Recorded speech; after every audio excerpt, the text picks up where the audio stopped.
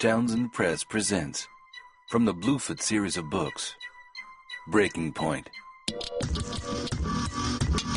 Written by Karen Langhorne Fallon and Paul Langan. Read by Shahira Morel. Chapter 1.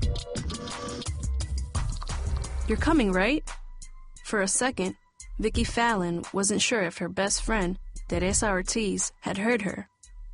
Their last class had just ended, and the corridors of Bluford High School were filled with the roar of rushing students and slamming lockers.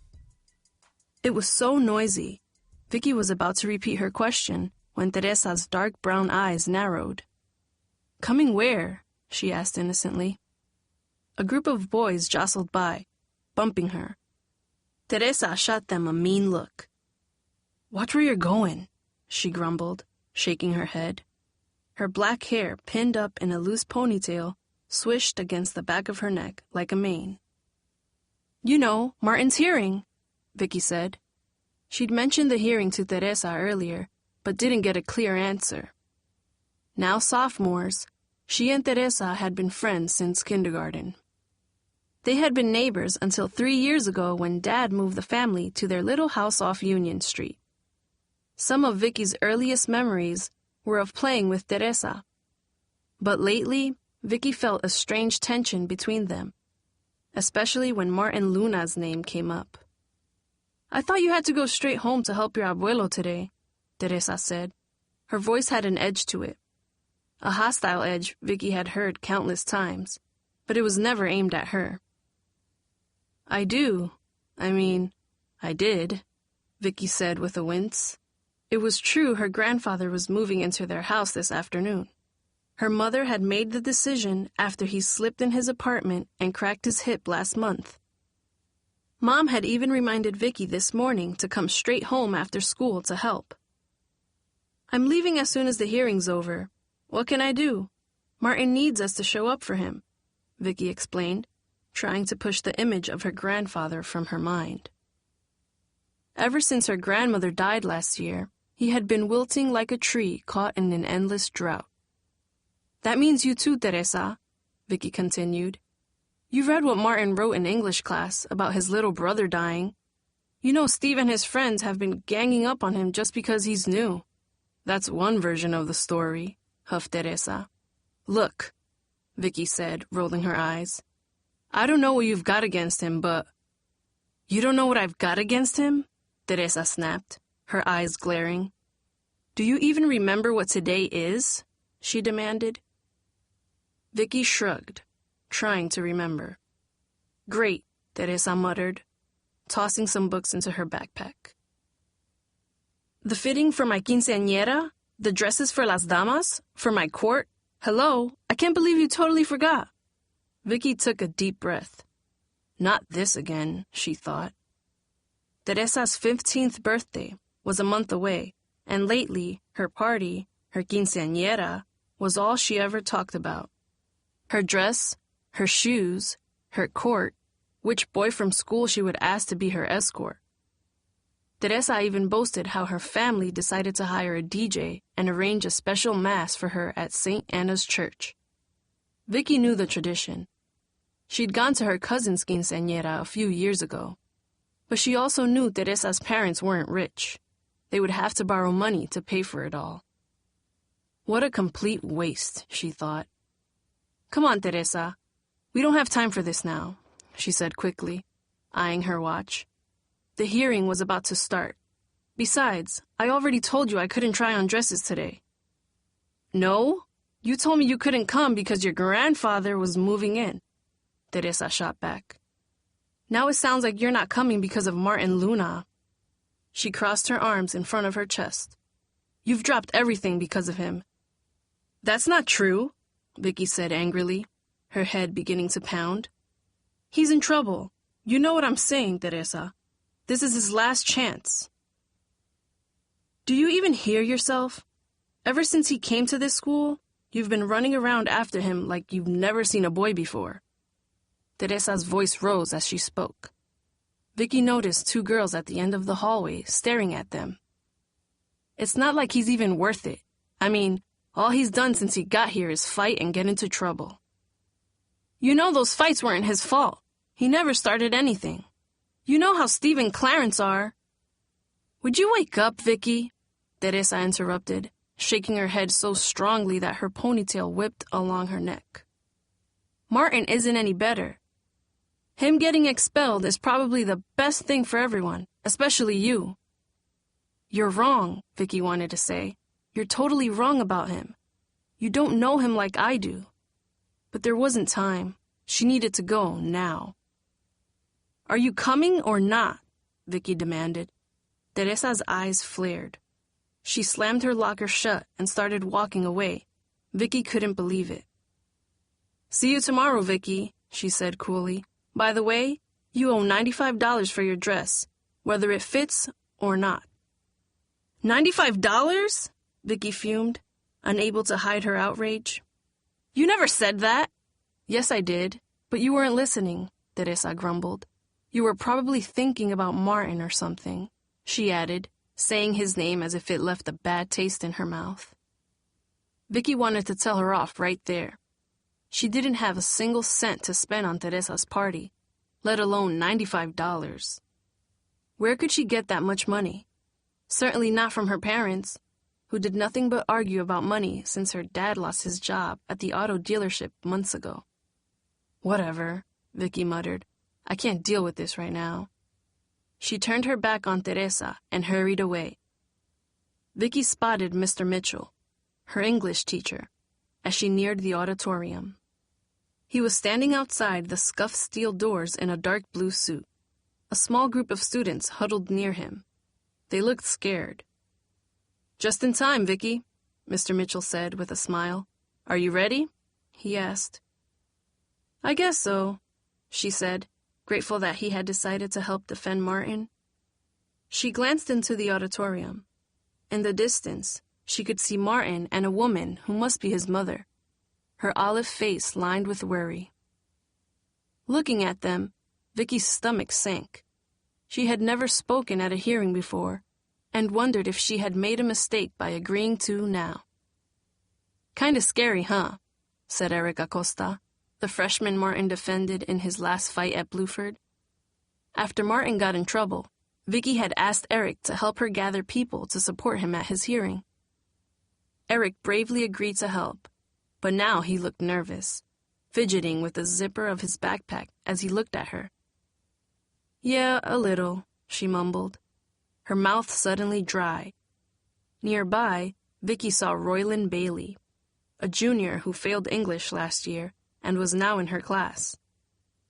He leaned against the wall with his arms crossed on his chest, his loud mouth unusually silent. A small group of boys from Eric's gym class were there too, as well as 2 boys from the freshman football team. They looked tense, like witnesses before a trial. She knew some students at Bluford considered them snitches for being willing to speak up to the superintendent. But what choice did they have? If they kept silent, Martin would be kicked out unfairly. Allowing that was worse than being a snitch, Vicky figured. Well, I think this is everyone, said Mr. Mitchell, taking a second look at each of them. Your presence at this hearing is important. No matter what happens, I'm proud of you for standing up for what you believe in. And I'm proud of you, Vicky, for getting everybody together. Thanks, Vicky muttered, cringing at Mr. Mitchell's ominous words. No matter what happens. She still couldn't believe that Martin Luna was about to get expelled. It felt as if he was being stolen from her somehow. It wasn't right. Sure, Martin had been in a few fights since he transferred to Bluford, but that was because Vicky's ex-boyfriend, Steve Morris, started with him. Yes, Martin had shoved a teacher, but that was an accident. He was just trying to protect Eric. Yes, Martin walked Bluford's halls with a swagger, but he also had the darkest, most intense eyes Vicky had ever seen. Eyes that pulled her like a magnet whenever she looked into them. All right, everyone, it's time. Let's go, Mr. Mitchell said. He quickly led them into the auditorium. Gray metal chairs were arranged in neat rows on the speckled tile floor. From behind, they looked like gravestones in a sea of dusty cardboard. Vicky felt her stomach tremble. Her mind raced with questions. What if Martin is kicked out? Would he be sent to juvenile hall? Is this the end for us? Just a few days ago, she'd stood with Martin, alone in the small apartment he shared with his mother. That was when he told her how Huero, his 8-year-old brother, had been killed in a drive-by shooting last July. Martin's eyes glistened with tears as he showed her pictures of him. She could still hear how Martin's voice shook as he described how Huero died in his arms, the blood dripping through his fingers. It should have been me, Martin had confessed, leaning into her. In that moment, she felt the weight of his body, the rhythmic thump of his heart. All his anger and swagger were gone. Instead, Martin cried, and she held him, touched his face, felt the pain gush from him in waves. She had never been so close to a boy, not even with Steve Morris, her ex-boyfriend. It was as if they were the only two people in the world, as if she had reached in and touched his soul somehow. And then it happened.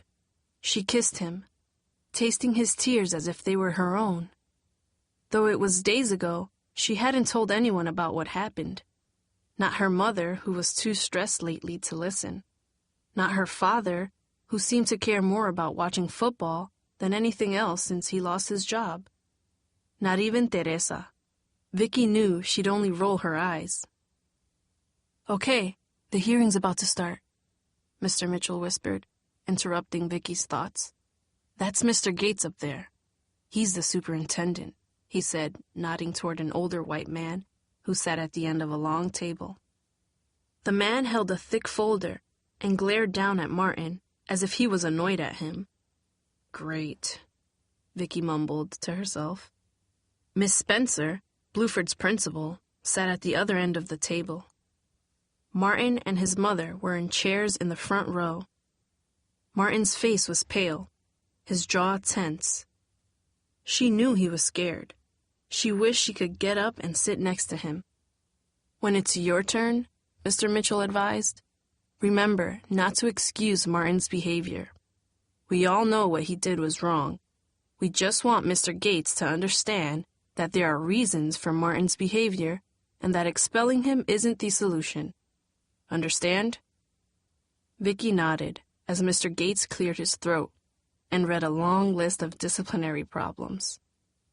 Each was a charge against Martin. Fights, cutting school, skipping classes, hitting a teacher. The list seemed to go on and on. Vicky wondered if Martin even had a chance. Well, Mr. Luna, what do you have to say for yourself? Mr. Gates asked when he had finished reading. Why do you think you should be allowed to stay at Bluford High? Martin stood up nervously. Vicky's heart pounded. She leaned forward in her chair, waiting for him to speak. Behind her, someone coughed.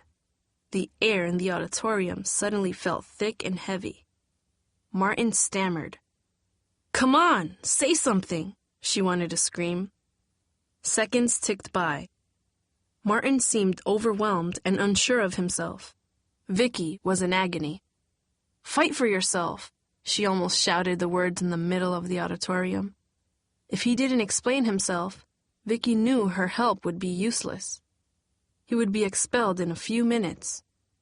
Come on! Finally, Martin broke his silence.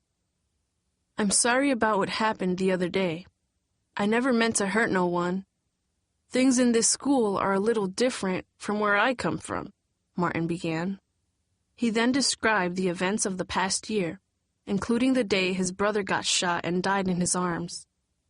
The auditorium grew silent, except for the sound of his voice. Vicky cringed at the sad details and winced when Martin admitted he had been so angry he wanted to kill his brother's shooter. Mr. Gates didn't even blink as he spoke. But then Martin told the story about how he had changed from that path. He admitted his mistakes and described how people at Bluford had helped him, including Mr. Mitchell. Maybe if I never came to this school, I'd have thrown my life away. but being here gave me a chance to think and see another way," he said, glancing at the crowd. "And more than anything, I have to live a better life for my little brother. I gotta live the future he'll never have," he confessed, his voice heavy with emotion. "That's what I hope to do right here at Bluford." A hush gripped the auditorium. Even the janitors had stopped working to listen. It was as if everyone was stunned by what they heard. "See, I told you he wasn't bad," Vicky wanted to shout to anyone who would listen. Mr. Gates cleared his throat. "Does anyone else have anything to add on this matter?" he asked. Mr. Mitchell stood up. Vicky joined him, her palms sweaty and her knees shaking. This was her chance to help. But as Mr. Mitchell explained why they were there, Mr. Gates smiled and silenced him with words that thundered through the auditorium. "I don't think expulsion is necessary at this point." Vicky's jaw dropped, and then she heard herself cheering. Mr. Mitchell and others clapped loudly as Martin hugged his mother. Vicky rushed forward, unable to stop herself. "Oh my God, Martin, you did it!" she cried, embracing him. "I'm so happy for you." "Thanks, Vicky," Martin said as tears rolled down his cheeks. "Thanks for being here." Vicky wiped her eyes and hugged him once more, surprised at her own feelings. She was thrilled for him, but also happy for herself. She would get to see him again. What they started could continue. It was a dream come true.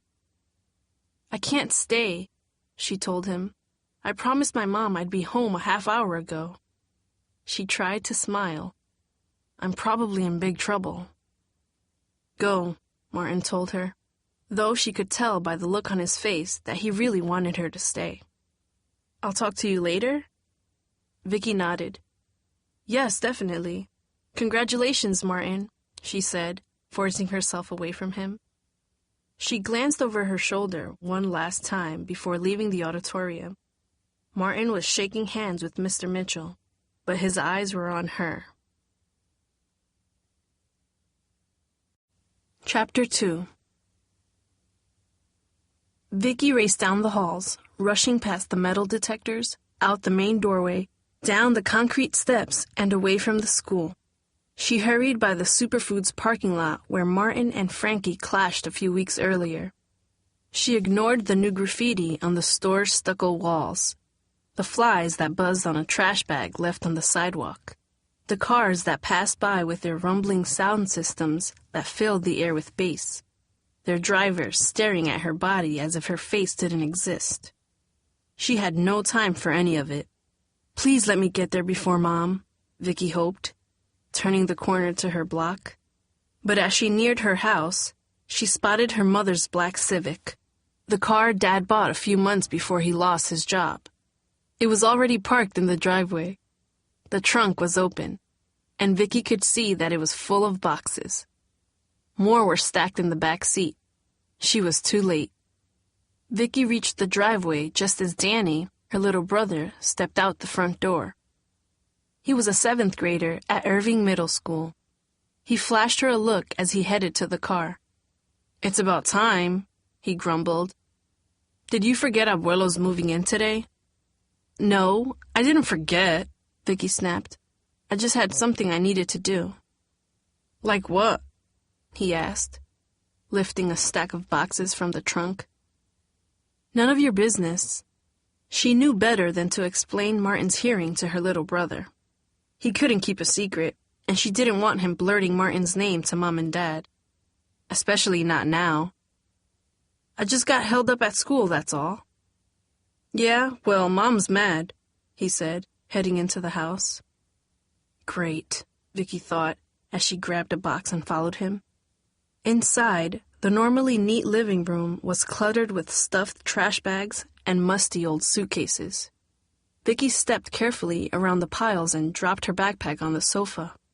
Her pillow and blankets were stacked on the far end of the couch. Now that Abuelo had arrived, she was going to be sleeping in the living room. They had decided this because Abuelo was unsteady on his feet and needed to be near a bathroom.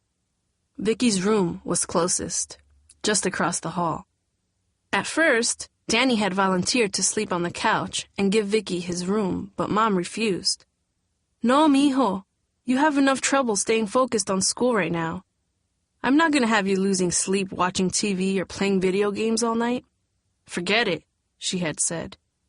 Dad also offered to sleep in the living room, but Vicky disagreed. She didn't want to be the reason her parents were apart, not with how they had been acting lately. Besides, she'd rather sleep alone on the couch than share a bed with Mom, who talked in her sleep. But looking at the cluttered living room, Vicky wondered if she had made a mistake. Even after the boxes were emptied and stored away, she knew there would be no privacy. No place to get away from her brother or escape her parents' arguments. Nowhere to go when she wanted to talk to Martin. Vicky, Mom's voice cut through her thoughts like an axe. Is that you? Vicky braced herself. Yeah, she said, rushing down the hall. Where have you been? Mom barked. She stepped out of the bedroom. Her dark hair was sweaty and clung to her forehead and cheeks. Her eyes glared. Vicky knew not to mention Martin. Not when Mom was this angry. Teresa needed me to help. Teresa! Mom fumed as if she'd just been insulted. I told you this was important, Vicky. We needed you here.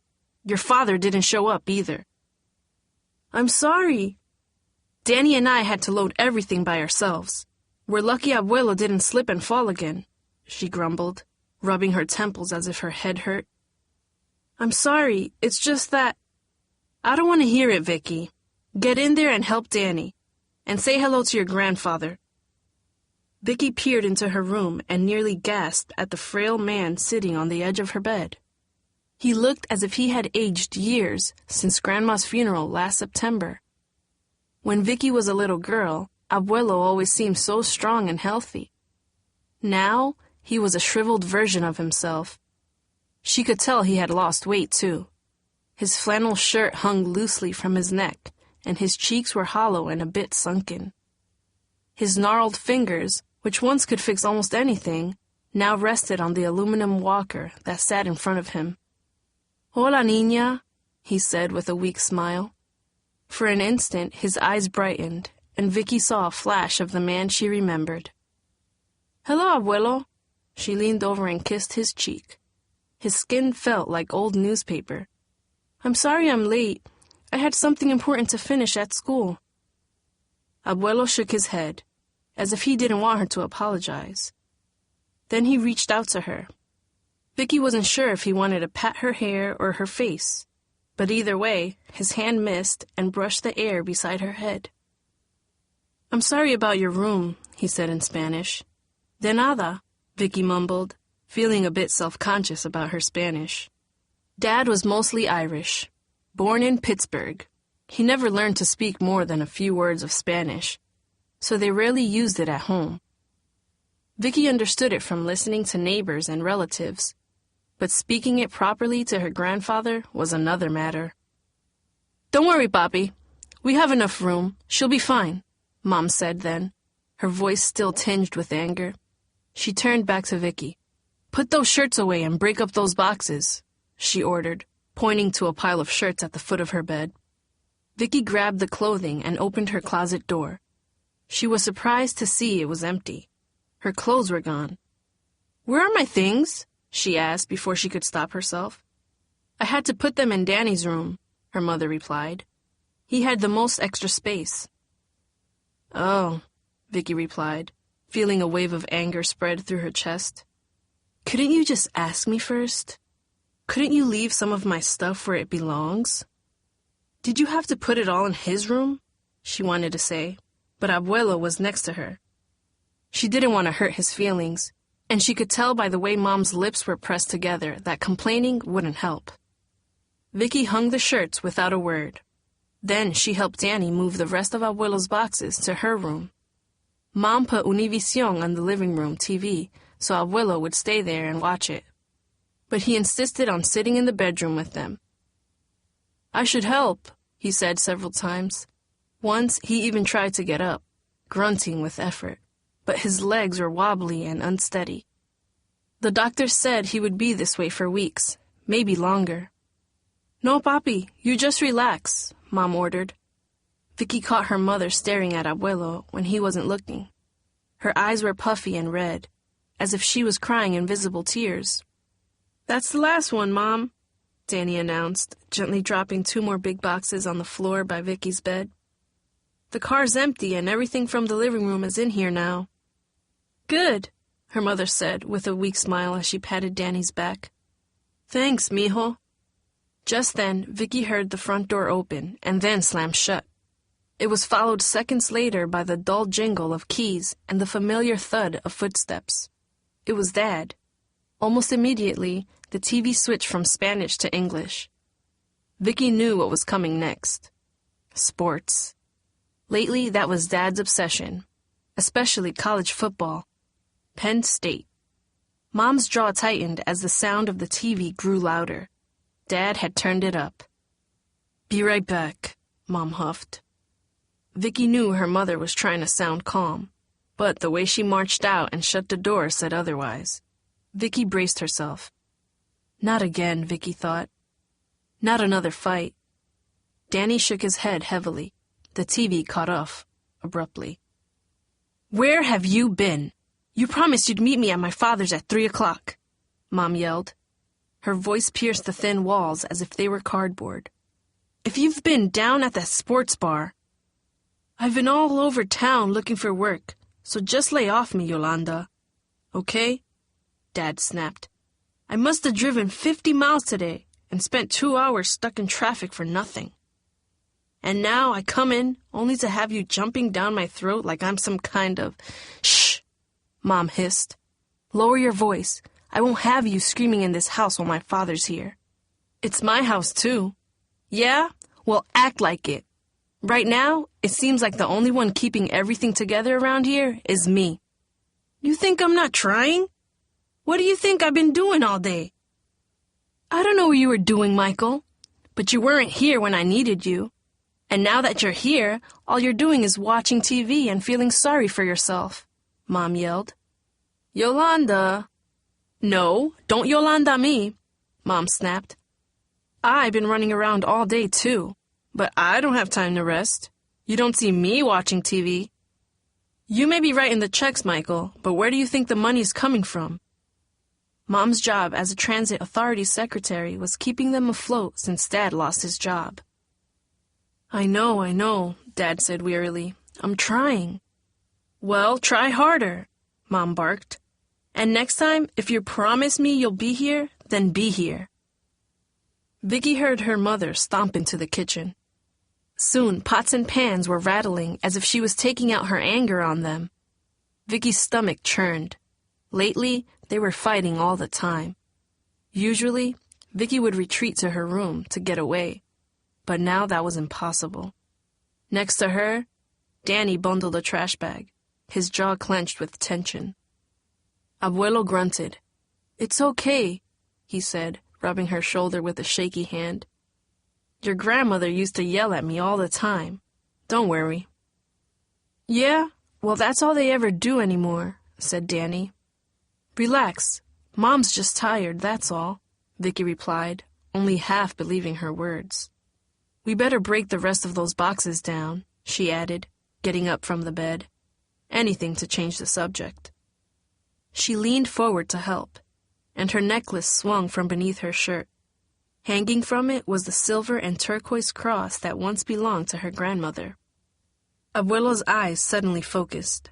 Ay, Dios mío, you still wear her cross? He asked. Vicky clutched the chain and nodded. Always. A crinkled smile spread across Abuelo's face. She got that for her quinceañera. I was there. We were your age then. So long ago, he said wistfully, his eyes glistening. Don't lose it. As long as you have it, she's with you. Suddenly, the bedroom door opened and her parents appeared in the doorway. Look, Papi, Mom said in a voice that sounded both very sweet and very fake. Michael's home. Welcome, Diego, Dad said, reaching out his hand to Abuelo. Good to see you again. Vicky couldn't help but notice that her father looked drained. Black stubble covered the lower half of his face. Saggy creases, the beginnings of wrinkles, stretched from the corners of his mouth. Even his shirt and tie looked limp. Before the dealership closed, Dad always looked good. Neatly pressed shirts, a hint of cologne, always a wide smile and a joke. He had worked long hours, but he had always been happy and full of life. Now he seemed defeated. Please let him get another job soon, Vicky prayed in her mind. Please. These two making you comfortable? Her father added, as if the question required all his effort. Si, her grandfather answered, then continued in English. Yes. Thank you for having me in your home, Michael. Vicky's father nodded again. Well, if everything is under control here, I could use a shower. Ring! Vicky cringed at the sound of the phone. Here we go again, she thought. For the past month or two, the phone was constantly ringing, especially at dinner time. Vicky knew the calls were from bill collectors. She had heard the messages, though her parents never actually discussed them with her. They didn't need to. Her father flashed Mom a quick glance and shook his head. I got it, he muttered, walking down the hallway. He looked as if he was going to his own hanging. Vicky, when you're finished here, I could use some help with dinner, Mom said quickly. She knew Mom was trying to distract her from Dad's conversation. It's for you, Vicky, her father said then, sounding relieved. Some boy, Martin. Martin. Vicky felt her cheeks flush. She dashed out of the bedroom and grabbed the phone from her father. She paused, expecting him to stand nearby and listen, the way he did when Steve used to call. But instead, Dad went to the front door and grabbed the mail. She watched him flip through the pile and pull out a thick white envelope. He tore it open and scanned the page inside quickly, cursing under his breath. He then jammed it deep into his pocket and stormed to the bedroom. Finally, she was free. Hello? She said, once his door was closed. Hey girl, what's up? Martin asked, his voice hoarse, as if he had been talking for hours. I wanted to thank you again for what you did today. I didn't do anything, Vicky said, remembering the hearing. It already seemed like days had passed since then. You did it. You were really great, Martin. I'm so proud of you. Thanks, Vic. But it never would have happened if it hadn't been for you. You talked me into it, into fighting to stay in school. I still can't believe it, Martin confessed. Without you, I would have just accepted whatever they said, you know. That wasn't going to happen. I wouldn't let them kick you out, she said. Girl, you crazy. When I saw you ready to stand up for me like that, Martin's voice cracked with emotion. She had heard the sound before. The afternoon they were alone in his apartment. I still can't believe it. Like I said, thank you. You're the closest friend I got. Is that what we are now, friends? Vicky teased, her heart racing. She wished she could reach through the phone and touch his face. She knew they were more than just friends, though they hadn't actually said it. Not yet. Who you talking to? A voice interrupted. Vicky looked up to see Danny eyeing her curiously, a smirk on his face. He the reason you were late today? Boy, mind your own business, she said, turning her back on him to hide her smile. Who's that? Martin asked. My little brother, Vicky replied, thinking about how Martin might react to those words after all he had been through. He's in 7th grade, she added quickly to fill the silence. But most of the time, he acts like a 3rd grader. Vicky, I need your help with dinner, Mom hollered from the kitchen. 1 minute, Vicky yelled back, rolling her eyes. It was the first nice moment she had since she got home, and already Mom was ruining it. I gotta go, Martin, she huffed. Okay, he said, hesitating for a second. Hey, if you're free tomorrow, maybe you could meet me after school. We could chill at Nico's Pizza or go to the park or something. I really want to talk to you about a bunch of things. Vicky's heart fluttered again. She wished she was with Martin right now, not stuck in the house with her angry parents, her sad grandfather, and her nosy brother. "I'd like that too," she said, her face burning with excitement. "Cool. I guess I'll see you then." "Definitely. Vicky!" Mom yelled again, shattering their conversation. "I need you! Now!" "All right," Vicky shouted back, reluctantly hanging up the phone. She clung to Martin's words hours later as she lay sleepless on the sofa. In the gloom, she could hear angry voices. Her parents were still fighting. At 3:27 a.m., Vicky awoke to a strange blue light. She opened her eyes to see her father sitting motionless in front of the TV. His eyes were glazed and unblinking, his face ghostly in the eerie glow. Slow-motion highlights of a football game flickered on the screen in front of him. "Dad?" she asked. He jumped as if he had been shocked. Quickly he rose from his chair. "Go back to sleep, Princess. It's late," he said, snapping the TV off. Without a word, he draped an extra blanket over her, gave her a kiss, and disappeared in the dark hallway. When she woke up hours later, she wondered if it had all been a dream. But then she spotted the heavy blanket on her legs and knew it was real. Too real. Chapter 3. "So," Mr. Mitchell said, with a playful grin as he scanned the crowded classroom, "what's wrong with Ophelia?" The class groaned. The bell had barely rung before Mr. Mitchell was pacing the room like a boxer. As usual, he was excited to talk about their English homework. Act 3 of Shakespeare's Hamlet. "Here we go again," someone mumbled. "Maybe Ophelia got too much homework," joked Royland Bailey from the back of the room.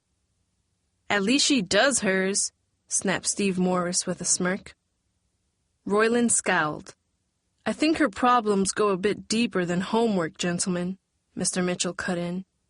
Vicky fought back a yawn. She had read Act 2 days ago, but could barely remember it. Her head was foggy, and her back sore from the long night on the couch. Now that Martin's hearing was over, she'd hoped to arrive early and maybe smooth things out with Teresa. But after being up for hours, listening to her parents fighting, Vicky was late to class. Teresa was already seated, her eyes glued to a page of her notebook when Vicky arrived. Vicky waited for her to look up or say hi, but Teresa didn't budge. Instead, she acted as if Vicky wasn't there. "Who are you kidding, Teresa?" Vicky wanted to say. "We both know you don't care that much about schoolwork." After a minute of Teresa's icy silence, Vicky gave up. "Fine, be that way," she mumbled loud enough for Teresa to hear. Martin had snuck into class as the bell rang. He had flashed her a quick smile just as Mr. Mitchell started his lecture. "Seriously," Mr. Mitchell continued, pausing at Teresa's desk, "pretend Ophelia's your best friend. Think about how Hamlet and her father are treating her. What advice would you give her? Let's start with you, Teresa." For a second, Teresa was quiet. Then a funny look spread over her face, and she glanced over at Vicky. "Well, for one thing, I'd tell her she's got boy troubles," Teresa joked. "But don't we all?" The class snickered. Normally, Vicky would have laughed, too, but something about Teresa's comment was sharp, like a dart aimed at her. "Okay, good," Mr. Mitchell nodded, stepping to the front of the room and writing Teresa's words on the chalkboard. Vicky noticed that he wore a maroon tie with a picture of a balding man with a funny mustache and a ruffled collar. Underneath the picture, the word Shakespeare was written in fancy gold script. "Tell me more, Teresa. What do you mean by boy troubles?" "Well, Hamlet is no good. One minute he tells her he likes her, but then he acts like he's not interested. If she was my friend, I'd tell her to drop him." Again, Teresa flashed Vicky a smug look. It was as if she was talking about Martin, not Hamlet. "Well, I think you just make her problems worse," cut in Martin. Several students turned in surprise. Martin seemed to ignore them.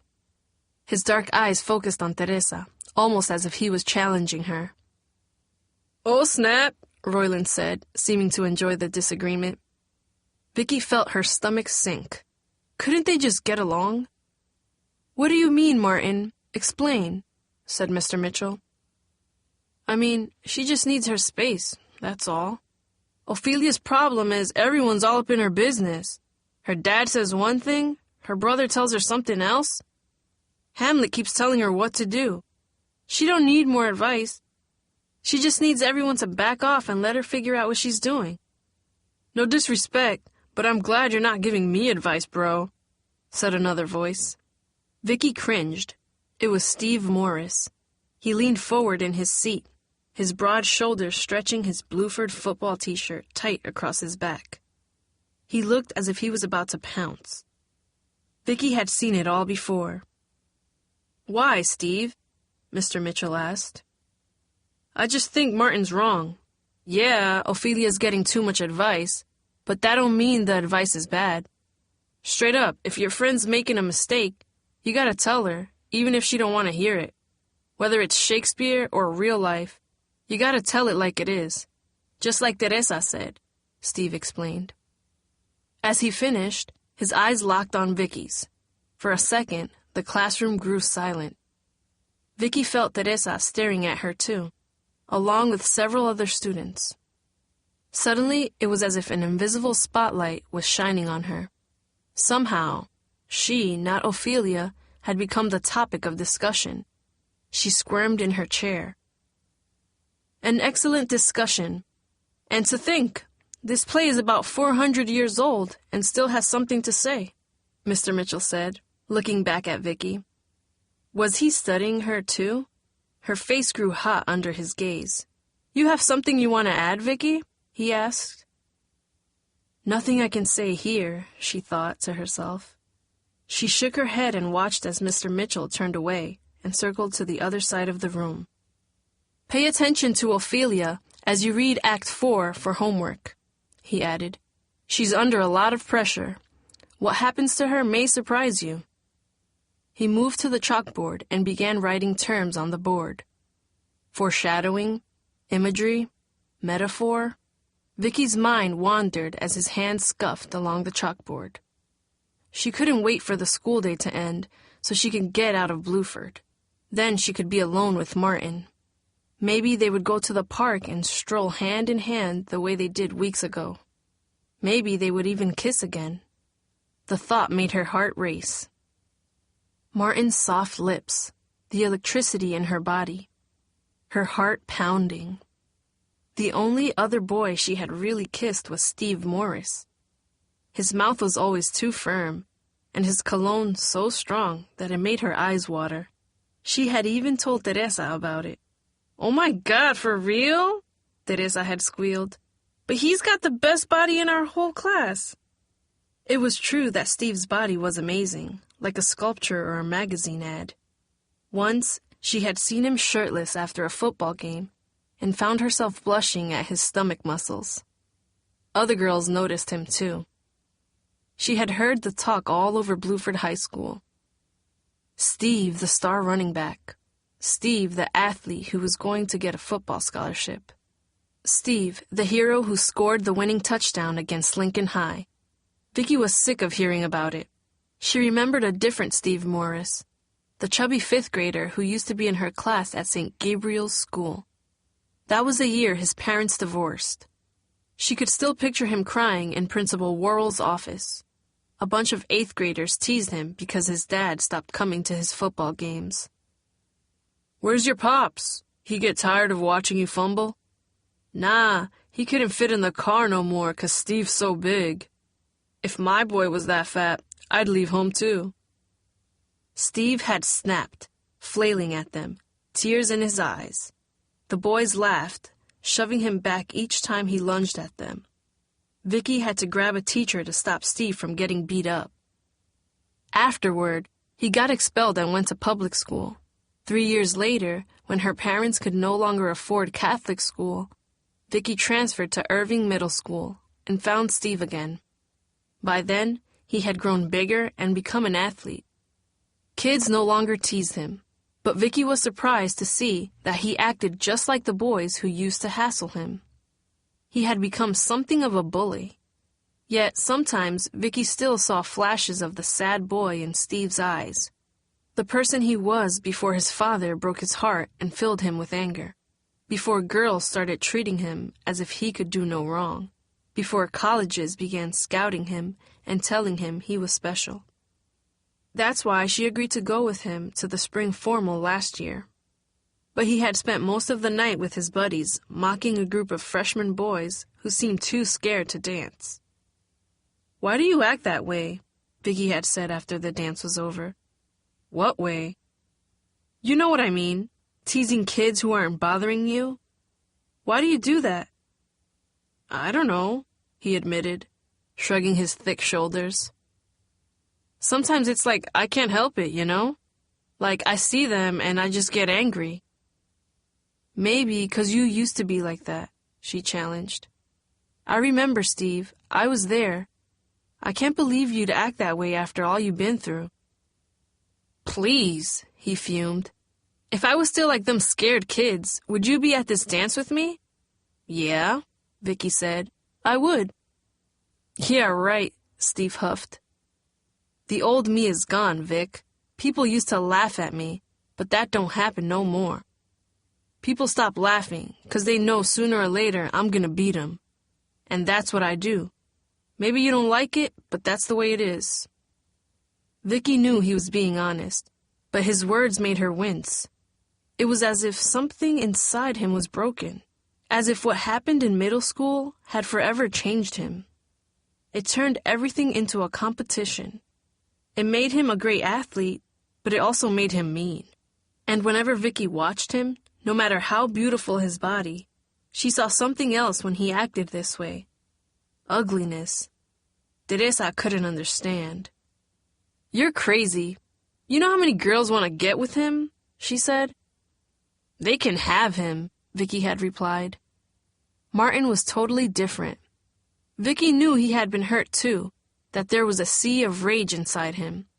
But underneath it all was something Steve didn't have, a part she heard in Martin's soft voice, read in his words about Juero, and saw in his sad eyes, a part that made her want to be closer to him.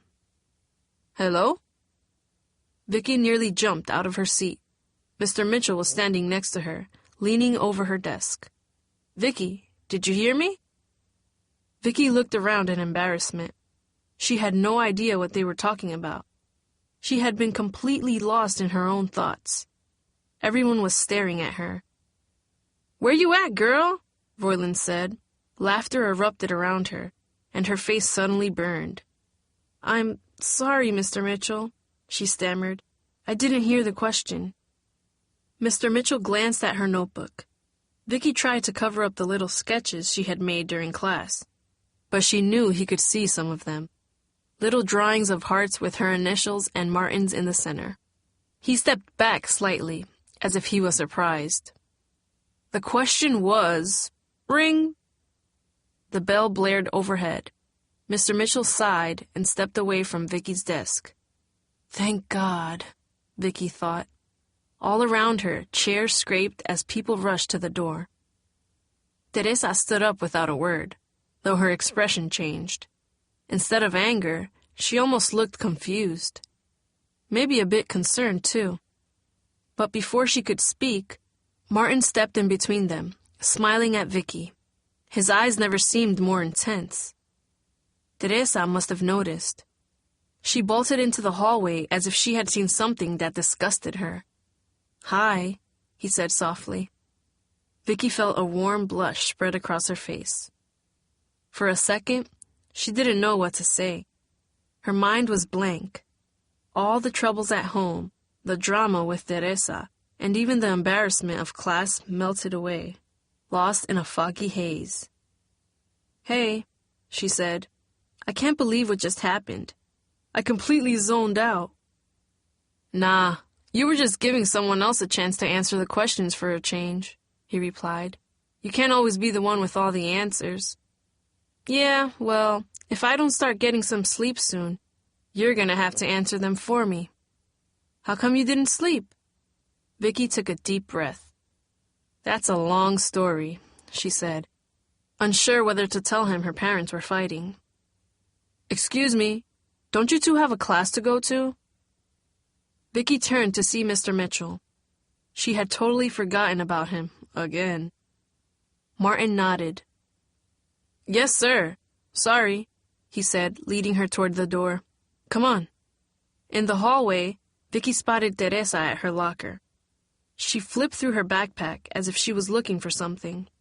Vicky was sure she was just stalling. So, I'll see you after school? Martin asked. I can't wait, Vicky said. Meet me right here. Cool, Martin said, pausing awkwardly as if he was waiting for something. Vicky wanted to talk to him, but she could feel Teresa listening to every word. Martin seemed to understand. He glanced down at Teresa for a moment with a smirk on his face. Then he shook his head and walked away. Vicky watched him go, wishing the day was over. Crash! Teresa slammed her locker shut and walked right up to her. Vicky stared straight through her old friend. What? She asked. You tell me, Teresa replied. You seem so out of it today. I know it's 'cause of Martin. You don't know anything, Vicky snapped, anger flaring in her chest. And if all you're gonna do is dog him, I don't have anything to say to you. Just calm down, okay? I'm not gonna lie and pretend I like him. Teresa, just listen to me, okay? I heard about the hearing yesterday, and I wanted to tell you I spoke to my mom about Martin. Huh? Teresa took a deep breath as if she was about to make a difficult announcement. It's okay if you want to bring him to my quinceañera, Teresa explained. Vicky sighed. The quinceañera? Again? That's what this was all about?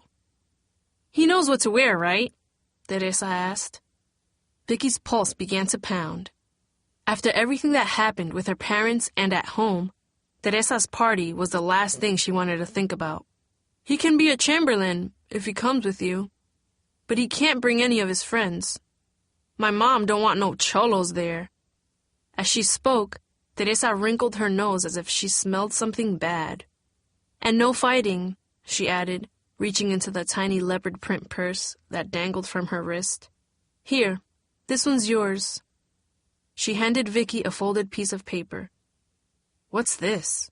Teresa rolled her eyes as if Vicky asked a stupid question. Girl, what is wrong with you? It's like you're a zombie or something. It's the bill for your dress, remember? We need the money by Friday, or at least half of it, if you can't get it all. Vicky clutched the envelope in her fist without looking at it. I'll be glad when this party is over, she muttered. What? You heard me, Vicky fumed, unable to hide her frustration. All you care about is your quinceañera. You said I'm out of it. Well, listen to yourself. You act like the whole world revolves around your party. What are you so upset about? Teresa asked. Is it 'cause you're still jealous? If so, that's your problem, not mine. Jealous? Vicky's temples began to throb. You know, 'cause all you got for your birthday was some flowers and a cake. I remember what you said.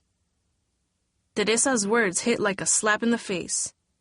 It was true her own 15th birthday had been little more than a few friends and relatives over for dinner. Vicky had told her parents it didn't matter, that she didn't want a big party, but that was because she knew money was tight. Afterward, she had admitted her disappointment to Teresa. Now Teresa was throwing that secret right back at her.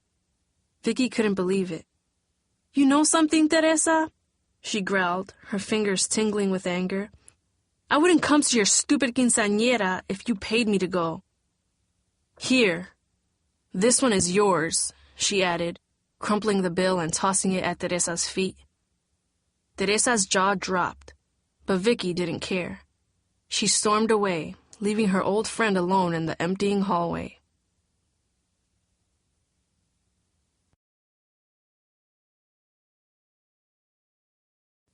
Chapter 4. Miss Fallon, You need to go to the office." "Huh?"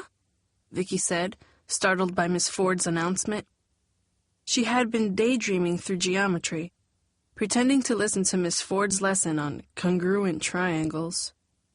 She had hardly noticed the office aide come into the classroom and whisper something in her teacher's ear.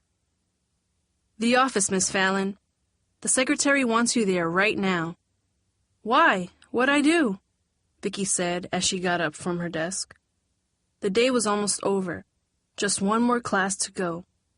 "Ooh, girl, you got busted," joked Shanetta Green from 2 rows back. "Yeah, right. Like she'd do anything wrong," teased Rosalind Webb. Vicky felt her classmates watching as she stepped into the quiet hallway. In all her years of school, she had been called to the office only once. That was the day her grandmother died suddenly of a massive heart attack. The memory made her shudder as she rushed to the office. What if something happened at home? Is it Abuelo? "Hi, honey," said Miss Bader, the school secretary, as soon as Vicky arrived. "You have a message. Your mom called.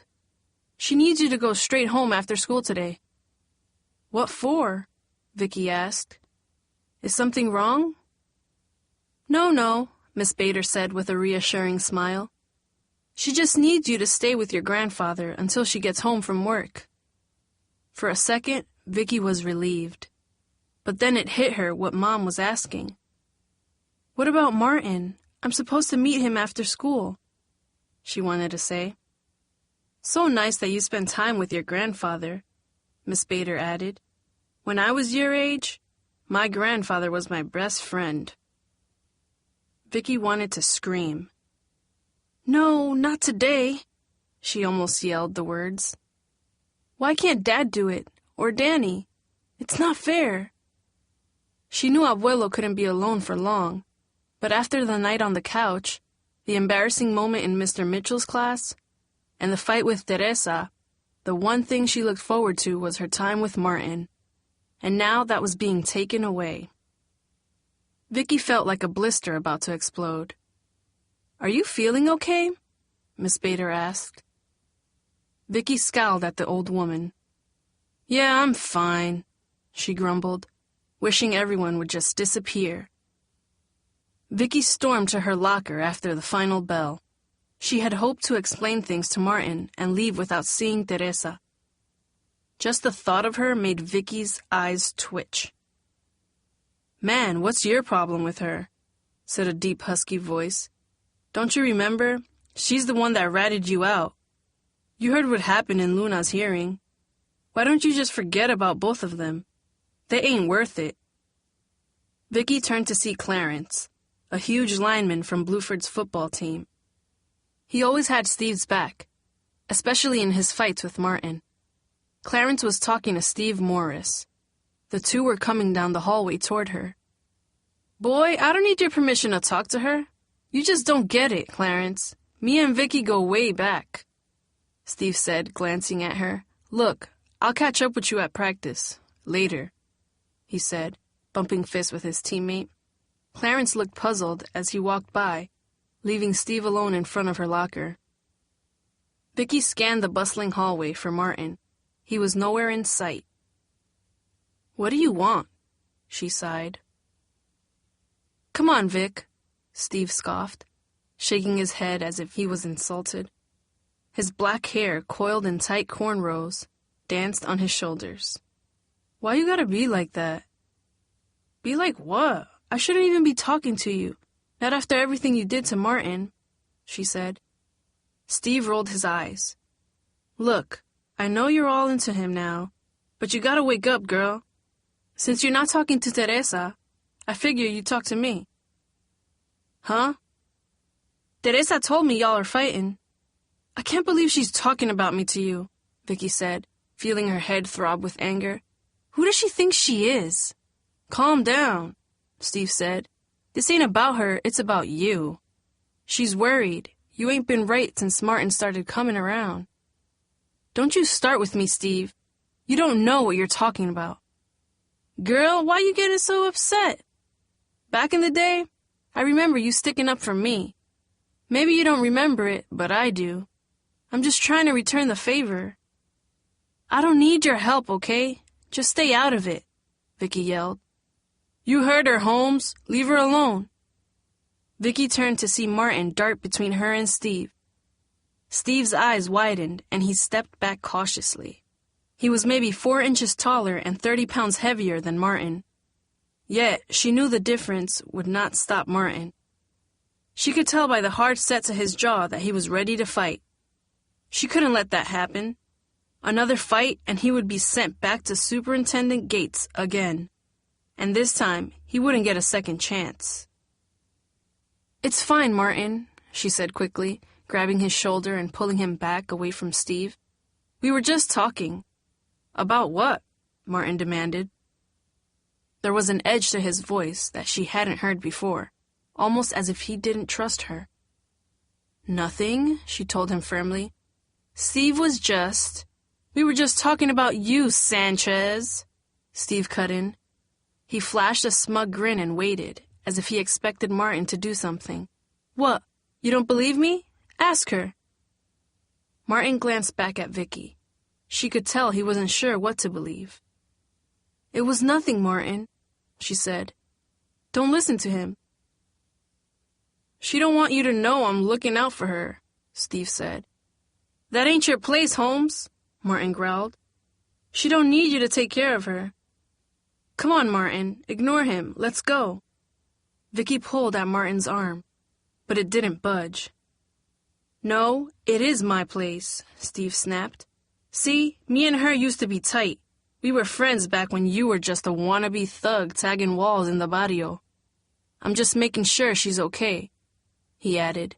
You understand, Holmes? Vicky felt Martin's muscles tighten. She knew he was about to snap. Boy, you starting with me again? He hissed. Didn't you learn last time? Would you two just quit it? I don't need anyone to take care of me, Vicky snapped, tugging on Martin's shoulder. Come on, she repeated. Martin shrugged her hand aside. He seemed unable to walk away. Steve grinned. It was the same mean smile Vicky had seen when Steve shouldered someone on the basketball court or hit someone hard on the football field. Maybe part of him was concerned for her, but another part of him wanted something else, to see Martin go down. Vicky could see it in his eyes. Yeah, you should probably go, Sanchez, Steve said then. I know you can't afford to get in trouble again, not after your hearing and all. Martin's eyes narrowed. Vicky could almost feel the anger burning through his skin like a fever. She knew he was ready to pop. What, you got something more to say? Steve asked mockingly. What you gonna do? Is there a problem here, gentlemen? Vicky turned back to see Mr. Mitchell striding down the hallway toward them. Thank God, she thought to herself. Martin shook his head and took a deep breath. No problem, Mr. Mitchell, Martin said. Yeah, me and Luna just talking, that's all, Steve added. We cool, right? As Steve spoke, he stretched out his hand to Martin as if they were friends. For a second, Martin stared at Steve's raised palm as if it was covered in poison. But as Mr. Mitchell came closer, he reached for it. Yeah, we cool, Holmes, Martin said, grasping Steve's hand and rolling through a tense handshake. Their eyes locked for several seconds. Vicky wanted to yell at them both, but Mr. Mitchell was just a few feet away. If he wasn't, the boys would be fighting again. She was sure of it. See, it's just like he told you, Mr. Mitchell. Ain't nothing to worry about, Steve said, forcing a fake smile. He then dropped Martin's hand as if it was an empty can he had just gulped dry. Later, Luna, he added, heading toward the gym. Vicky nudged Martin toward Bluford's main doors, away from Mr. Mitchell, who eyed them closely as they passed. She could feel him staring at her back as she rushed down the long corridor. She was careful not to go too fast, though she couldn't get out fast enough. Man, that dude ain't ever gonna stop, Martin grumbled as they stepped outside. Just ignore him. He's just starting with you so you'll do something stupid, Vicky said. looking at her watch. She couldn't stand that she had to go home already, and that all their time together was spent dealing with Steve. The whole afternoon was ruined. I don't even want to talk about him. Martin frowned. Yeah, well, I think he wants to talk about you. I saw the way he was looking at you before I showed up. He's still into you. Vicky rubbed her temples as her head began to throb. Teresa had said the same thing when she and Steve first broke up. He totally sweats you, Teresa had insisted. I see him looking at other girls, but not the way he looks at you. Vicky had ignored her, but now she wondered if maybe it was true. She remembered how Steve reacted when she broke up with him. They were at St. Anna's Church Carnival last July. Steve had won her a toy tiger by throwing darts at a wall of balloons. After he won, he laughed at a smaller kid next to him who failed to hit anything. Man, you should let my girl throw 'em for you, he had joked. The kid was probably in middle school. He ignored the comment and didn't even raise his eyes to look at them. Steve chuckled when the boy left a few seconds later. He had done similar things before, making Vicky cringe inside. But at that instant, watching the nervous boy walk away, Vicky thought of Danny. She knew how Steve would treat him if he was at Bluford. Danny, with his acne, reddish hair, and wiry arms, Steve would target him for sure. The thought lit a spark inside her, one that spread into a wildfire. An hour later, they were leaving, and she couldn't hold back any longer. I can't do this, Steve. I'm sorry, but I don't want to see you anymore, she had said finally. She had threatened it before. They were always fighting, but this time was different. Steve seemed to know it. He was quiet for several seconds. Then he grunted, bit his lip, and lowered his head, as if the news was a weight pressing down on his shoulders. I knew this was coming, he said, kicking a can across the street. You're the only one who makes me think about how things were back in the day. And you know what? I'm tired of thinking, and I'm tired of fighting with you all the time. Do what you gotta do, I ain't stopping you, he mumbled, keeping his eyes hidden from hers. His voice sounded heavy and hoarse. I don't need you anyway. I don't need no one. He had stormed away without looking back. The next day, Vicky heard from Teresa that he had crushed Royland Bailey in football practice. But for her, it was over. She hadn't seen him all summer, and during the first week of classes, he acted strangely normal, as if they were friends again. But since Martin arrived, everything went sour. Vicky's mind raced. Her stomach suddenly felt as if it was sinking. Maybe Teresa and Martin were right. Maybe Steve wasn't over her. Maybe all the trouble with Martin was because of her. It made too much sense. I don't even know why you were talking to him, Martin fumed, breaking her thoughts. Why did you ever go out with someone like that? She could hear the anger in his voice, but there was something else lurking there too that she didn't like. It was complicated, Vicky replied. He wasn't always such a jerk. Besides, I didn't ask him to come to my locker. He came to me, she said, trying to be honest. But as she uttered the words, she could see they bothered Martin. What do you mean complicated? How come you never told me about this? He barked. The anger in his voice was sharp and mixed with jealousy. It caught Vicky off guard. Their afternoon was crashing down in jagged pieces all around her. What's your problem, Martin? She shot back, torn between guilt about Martin's troubles and anger at the way he was suddenly hurling questions at her. Steve and I were never serious. Then why do you say it's complicated? Martin huffed. Vicky couldn't believe her ears. It was as if Martin felt threatened. Look, Martin, what do you want me to say? I went out with him for a while, but it's over. You hear me? Over. You don't hear me asking you about every girl you went out with. Yeah, well, that's 'cause I ain't never felt this way before, Vicky. There wasn't anybody else like you, okay? You don't have nothing to worry about, Martin said. He locked his eyes on hers for a second. They were dark and stormy. She saw the hurt in them, insecurity, the imprint of painful experiences, events she didn't even know about. Martin? Come on, let's go to Nico's, he grumbled, walking down the main steps ahead of her, his hands in the pockets of his baggy black hoodie, his shoes scuffing on the steps. I can't, Martin, she said. What? Vicky felt as if she was being pulled in opposite directions, as if she was about to rip in half somehow. My mom needs me to take care of my grandfather. She left me a message in the office, she explained. I have to go straight home to be with him. Martin nodded slowly as the news sank in. She could see he was disappointed. Look, I'm sorry. Believe me, I'd rather go out with you than go home, she added. I can't stand it there right now. No problem. You gotta do what you gotta do, right? He said quickly. Too quickly.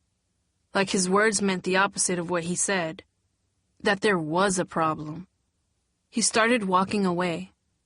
Martin. Nah, it's all good, Vic. I gotta see my counselor tonight anyway, remember?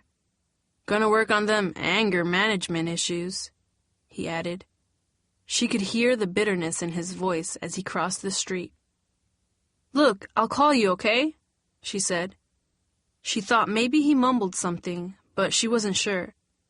A loud truck passed between them, and by the time it pulled away, Martin was halfway down the block, rushing away from her. He didn't turn back. Chapter 5. Vicky was almost home when the familiar yellow bus from Irving Middle School lumbered past her and hissed to a stop at the corner of her block. She winced at the loud clap of the doors opening. A second later, Danny stepped out along with a few other kids. Yo, pizza face, drop them video games and pick up some soap, yelled a thick-necked boy out of a window near the back of the bus. Yeah, you need to wash with Brillo or something, another kid chimed in. Brillo, someone repeated. That's cold. A roar of laughter erupted behind him. Danny blushed with rage. Man, shut up, he hollered as the bus pulled away in a noisy cloud of smoke. Vicky hated that other kids teased him, but whenever she tried to talk to him about it, he avoided her or changed the subject. And the last time she stood up for him, Danny had gotten upset and told her to stay out of it. The problem had gotten worse since he started middle school, though Mom and Dad seemed too distracted to notice. At least he had his friends, she thought. Boys like Mario and Javon who lived nearby. Before Dad lost his job, they used to come over after school to play Doombringer and Street Warrior on the game box.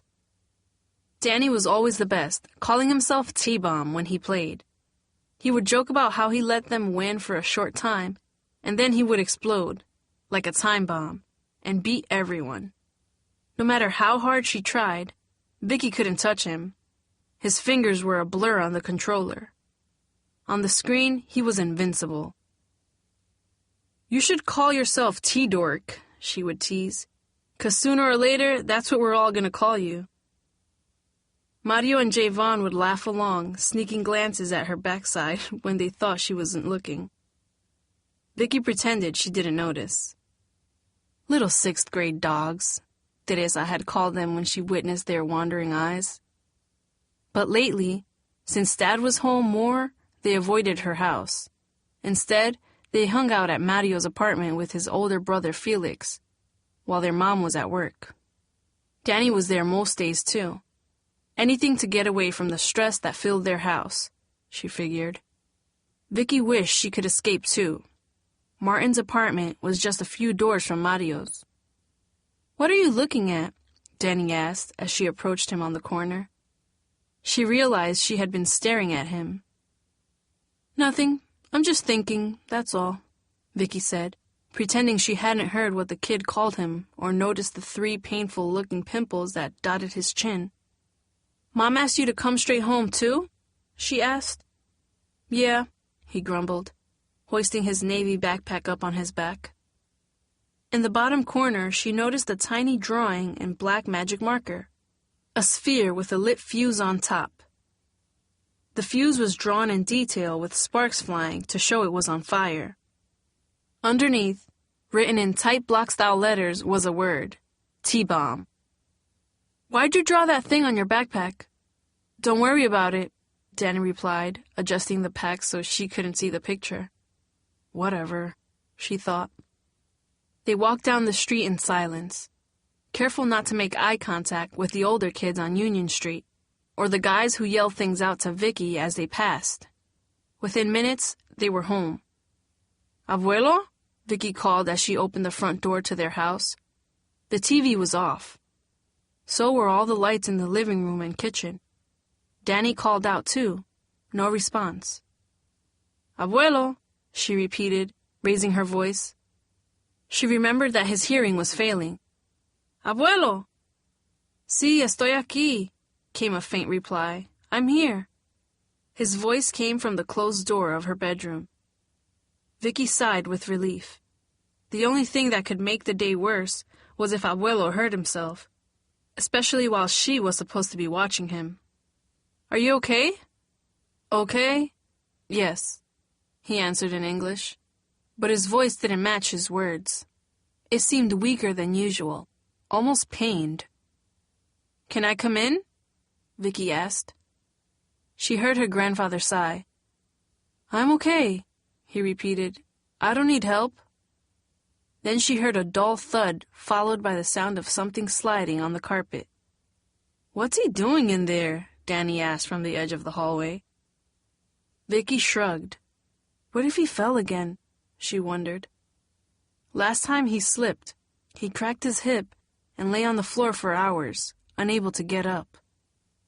Since then, he had never been the same. Most days, he was sore and stiff and shaky on his feet. Mom said he was too stubborn to admit he needed help. That was why she insisted that he move in with them. Vicky imagined he was on the other side of the door, stretched out on the floor, hurt but unwilling to tell anyone. I have to make sure he's okay, she thought to herself. Danny seemed to agree. He waited at the door's edge, nodding to her as she turned the doorknob. Inside, Abuelo was sitting on her bed, his eyes puffy and red. His shoulders slumped when he saw her, as if he had given up whatever he had been trying to hide. Niña, he said, gently wiping his eyes. Mira, look. Vicky scanned the room and noticed her bed was covered with old photographs, many of them yellowed with age. See how beautiful? He said, carefully picking up a framed black and white photograph he had placed on her nightstand. Just like you. Vicky's eyes locked on a woman in a flowing white dress. A delicate veil gracefully draped her curly black hair, framing her face. Her arched eyebrows were just like Mom's. She seemed to gaze from the photo, as if she knew a journey of years lay ahead. Next to her stood a handsome black-eyed man with his hair slicked back. Vicky thought he almost looked like an old-fashioned movie star. His arms gently encircled her. His palms rested lightly on her forearms, as if he was afraid to touch her too strongly. Is that who I think it is? Danny asked. Abuelo nodded somberly. That's our wedding picture, 56 years ago. God bless her, he said, pausing for several seconds. In the silence, Vicky could almost see the thoughts racing through his mind. I was supposed to go first, not her, he added, his eyes glistening, his hands trembling. Abuelo, what do I do now? He asked, looking to each of them and then back at the picture, as if he was talking to it, waiting for an answer that would never come. What do I do? The air grew heavy and silent. Vicky didn't know what to say. She wished her parents were there, that Mom could step in and comfort him somehow. Unsure what to do, Vicky put her arms on his bent shoulders, hugging him. She could feel her grandmother's chain tug at her neck. For several moments, No one said a word. "Abuelo, is all this yours?" Danny said, then pointing to an open suitcase at the foot of her bed. She could tell her brother was trying to change the subject. "Yes, I was unpacking. Must keep busy," he said, his voice calming. "Mira," he added. He wanted them to look at something. Vicky turned and noticed more framed pictures, a stack of old envelopes tied with string, and 2 musty shoe boxes. One of them was open. Inside were piles of color photographs she recognized. A picture of herself graduating from kindergarten, Danny at his first communion, a family shot with all of them at the beach. "I remember that day," Danny said, pointing to the beach photo. Dad was on his knees in the sand holding each of them on his shoulders, his arms curled like a weightlifter. "Me too," Vicky said, recalling how Dad's pale back had turned bright pink with sunburn. But it didn't stop him from scooping them in his arms and carrying them into the water. That day, Dad had taught them to body surf, something he said he had learned on the beaches of New Jersey, where he used to go as a child. "I'm scared," Danny had said when Dad first took him in the water. "Don't be scared, buddy. I won't let anything happen to you," Dad replied.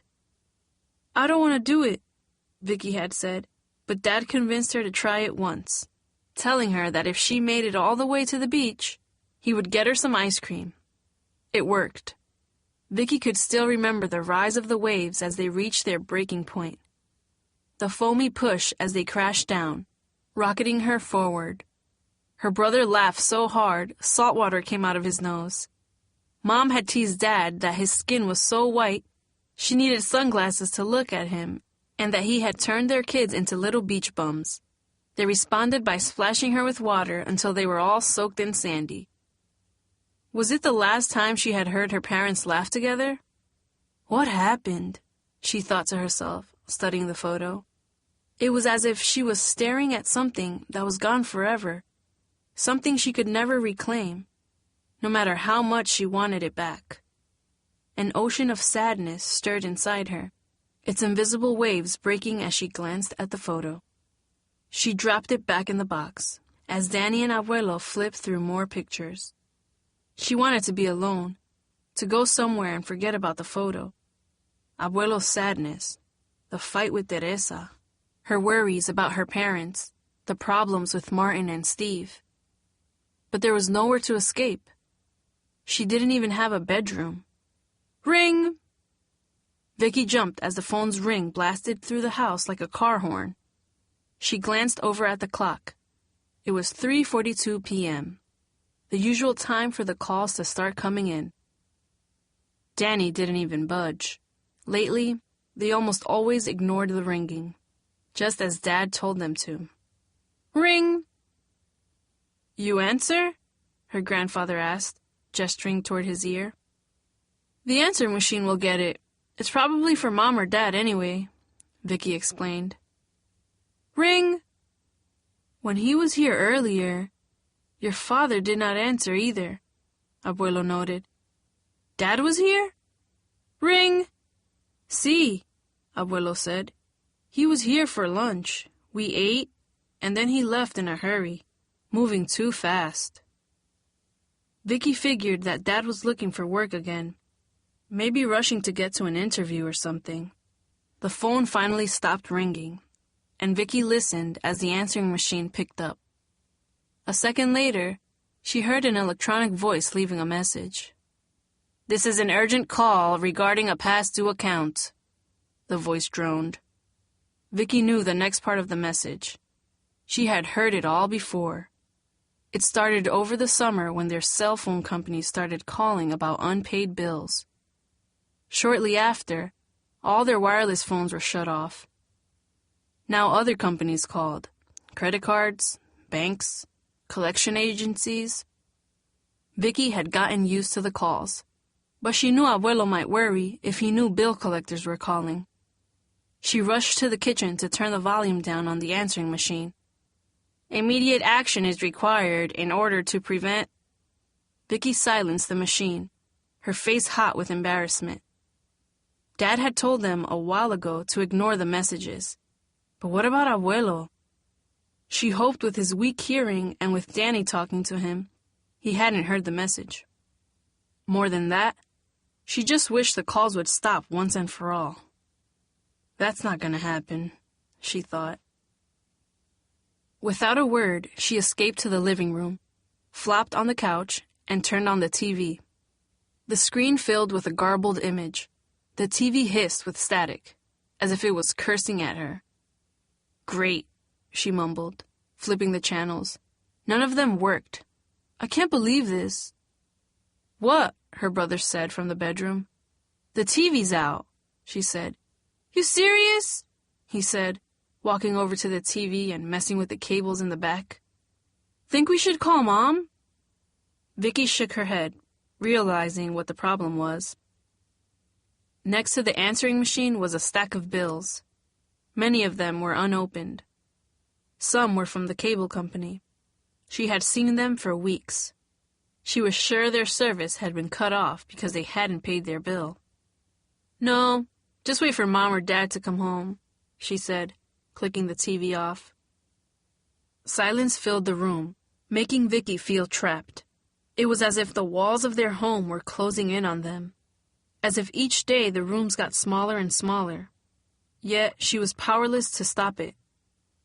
A burning acid taste crept into her mouth again, the same one she had felt whenever her parents were fighting. Clunk!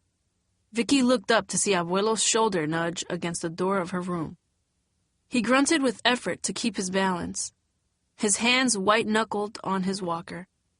He was trying to reach the bathroom. Instantly, Vicky rushed to his side. I don't need help. I'm fine, he huffed in Spanish, struggling to maneuver the walker into the hall. I'm a man, not a baby. Vicky ignored his words and her own pounding headache as she helped steer him across the hallway. He labored with each step, a sight that made Vicky cringe. Danny watched nearby, shaking his head at what he had seen, as if he was in pain too. Abuelo closed the door and Danny sighed, heading into the living room. Vicky walked back across the hall to her room, scanning the pictures still on her bed. Her grandmother stared back from her wedding photo, young and frozen in time, blind to what was happening to her family. Maybe it's better that way, Grandma, Vicky said, resting her hand on her neck chain. In the distance, she heard the sound of electronic gunshots. Danny was playing Doombringer again. Behind her, the bathroom pipes creaked. Abuelo was washing his hands. He would need her help again any second. Vicky closed her eyes and tried to rub away the pain in her temples and relax the queasiness in her stomach. But it wasn't working. She couldn't shake the feeling that her whole world was unraveling right beneath her feet. Chapter 6. Don't do this, please. Vicky opened her eyes at the sound of her father's voice. It was tense and urgent. She heard his footsteps pace across the kitchen, what he did lately whenever he was on the phone. I just need more time, he said just above a whisper. Vicky turned and looked at the clock. It was just after 8 on Saturday morning.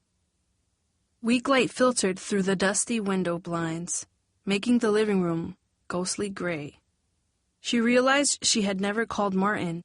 She had hoped to speak with him last night and see how his appointment with the counselor went. But instead, she'd opened her English textbook and passed out on the couch. She could barely recall falling asleep, though she had a dim memory of her parents arguing and Dad pulling a blanket snug around her neck. Did he say, "Sorry, Princess," when he did that?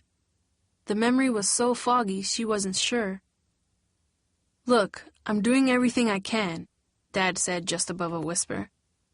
Things I never dreamed I'd do just to try to raise this money. Give me more time. This is our home you're talking about. There was a pause. Vicky held her breath, unable to stop herself from listening. You don't understand, he replied. His voice sounded more frustrated than ever.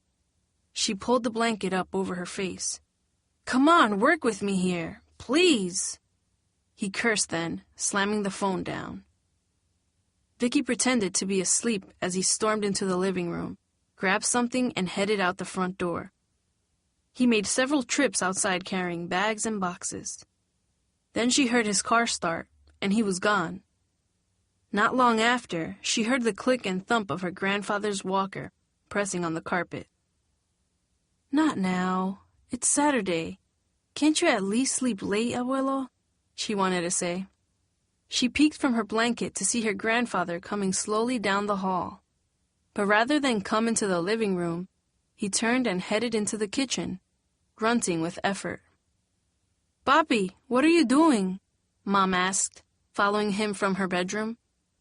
Her eyes were blotchy and swollen, as if she hadn't slept at all the night before.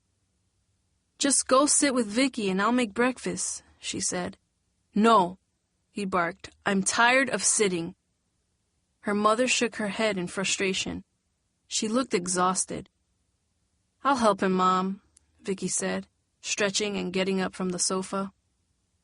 Mom retreated zombie-like to her room as Vicky dragged herself to the kitchen. Inside, Abuelo had opened the refrigerator and was pulling out ingredients and placing them on the counter. Eggs, cheese, salsa, butter, leftover refried beans Mom had made the other day. "Abuelo, what are you doing?" Vicky asked. "Making breakfast," he replied, as if her question was silly. "But Abuelo, you can't even—" She began, but then stopped herself. She didn't have the heart to say the words to him. He stopped and turned to her as if he knew what she was about to say. "One day, you'll be old and understand, niña," he said then. "I have to do something." Vicky heard the emotion in his voice. It was almost as if he was desperate too, just like Dad. "Well, then let me help you," she insisted, putting an arm around his shoulders. He studied her face, his eyes glimmering slightly. "You're so much like your grandmother. Even more than your mother," he said, shaking his head. "Okay, you can help me, niña. Get me some flour and 2 pans." For the next hour, Vicky followed Abuelo's orders, mixing dough by hand, dividing it into round clumps, letting them sit for a time, and then rolling them carefully on the table. Though his fingers were gnarled and leathery, Vicky noticed they seemed to soften and become flexible when he worked the dough, transforming it into homemade tortillas, something she hadn't eaten in years. "Not too thin, or they break," he explained as she followed his example. With his help, Vicky heated the tortillas, covered them in scrambled eggs, salsa, and refried beans. He even taught her how to make fresh coffee for Mom. "What smells so good?" Danny said, walking into the kitchen while Vicky was setting the table. "Abuelo made breakfast." "For real?" Danny looked astonished. "Vicky made it, not me," Abuelo said, with a playful wink. "Sit down and eat before it gets cold." "Yolanda!" he called to Vicky's mother as if she was a little girl. Mom walked in looking as exhausted as ever, though the sight of the table brought a smile to her face. Vicky loved the way Mom's smile brightened the room. It was the first time she had seen it in a while. "Wow, it smells so good in here," Mom said, giving Abuelo a kiss. "If you two do this every day, I'm going to have to go on a diet." She then squeezed Vicky's arm warmly. Vicky knew it was her way of saying thank you, and she felt the cloud over the house lift a bit. For once, the table was full of good food and no one was yelling or fighting. For once, there was no tension lurking in the room like a ghost. And yet, Vicky couldn't avoid staring at the empty seat at the head of the table. Danny seemed to read her thoughts. "Where's Dad?" he asked. "He said he's got an early interview this morning, a good dealership in the suburbs. Pray he gets the job," Mom said, sipping her coffee. her eyes gazing toward the front door. "We need all the help we can get." Abuelo grunted. Vicky knew something wasn't right about Mom's answer. Her father didn't seem as though he was talking about a job interview when she'd heard him in the kitchen. And why was he loading the car if he was going to an interview? It didn't make sense. Yet, she didn't want to say anything, especially not with Abuelo listening. Instinctively, she reached for her cross. It was gone. She ran her hand along her neck and realized that the whole chain was missing. Had it broken? Maybe she had snapped it when she was cooking. She looked in her seat and then back at the kitchen floor. Nothing. "What is it, Vicky?" said Mom. "My necklace. It's missed. Ring!" The kitchen phone blared like an alarm clock. Abuelo dropped his fork. "Ay, Dios mío! It isn't even 10 yet!" he exclaimed. "Why don't they just leave us alone?" Danny groaned. Mom grimaced as if the sound hurt her ears, too. "Ring!" What if it was Martin? Vicky wondered. She decided to grab it, just in case. "Hello?" She heard an electronic click and immediately knew it was another collection agency, transferring the call to a real person. Her pulse quickened. "Michael Fallon?" the caller said, mispronouncing her last name. Vicky could hear other voices in the background. Laughter. Countless other calls being made. Other people being hassled for money. She wondered about the person on the other end of the phone. Did he know what it was like to be harassed at all hours of the day? Did he even care that her father was out of work, her grandfather was ill, and her mother was struggling? It was as if money was the most important thing in the world. Vicky hated it. "Wrong number," she declared. She then hung up the phone and turned to her mother, unable to stop the question from jumping from her lips. "Mom, when's this gonna stop? It's getting worse, not better," she said. It was the first time she had ever asked her directly about the phone calls. Danny and Abuelo turned toward Mom. Their expressions said they were also interested in her answer. "Your father and I are behind on some bills," her mother admitted. "Why didn't you tell me before you asked me to come here?" Abuelo muttered. "You don't need an old man to take care of right now." "No, Papi. I didn't tell you because I didn't want you to worry. Michael and I are fine. I mean, yes, with him out of work, things are a little tight, but they're tight for a lot of people right now. The car payment, insurance, the mortgage, bills, credit cards.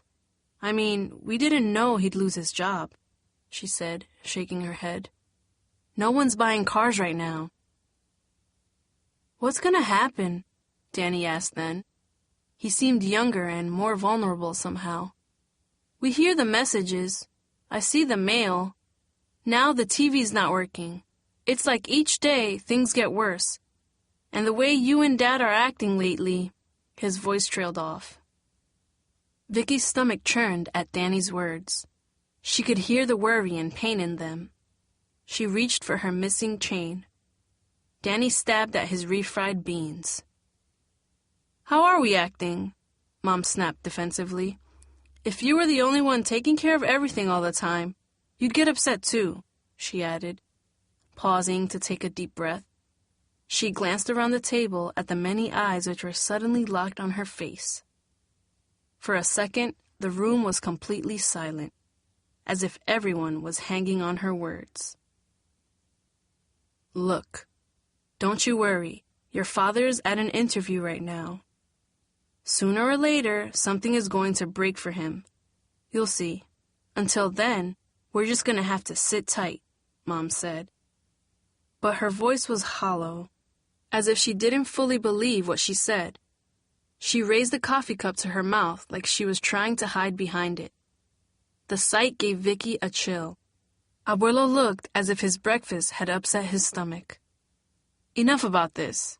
These things are for your father and me to worry about. Not you. Your job is to keep up with your schoolwork, okay?" Mom said, her voice sounding forced and unnatural. How are the plans for Teresa's quinceañera coming along? Did she pick out her dress?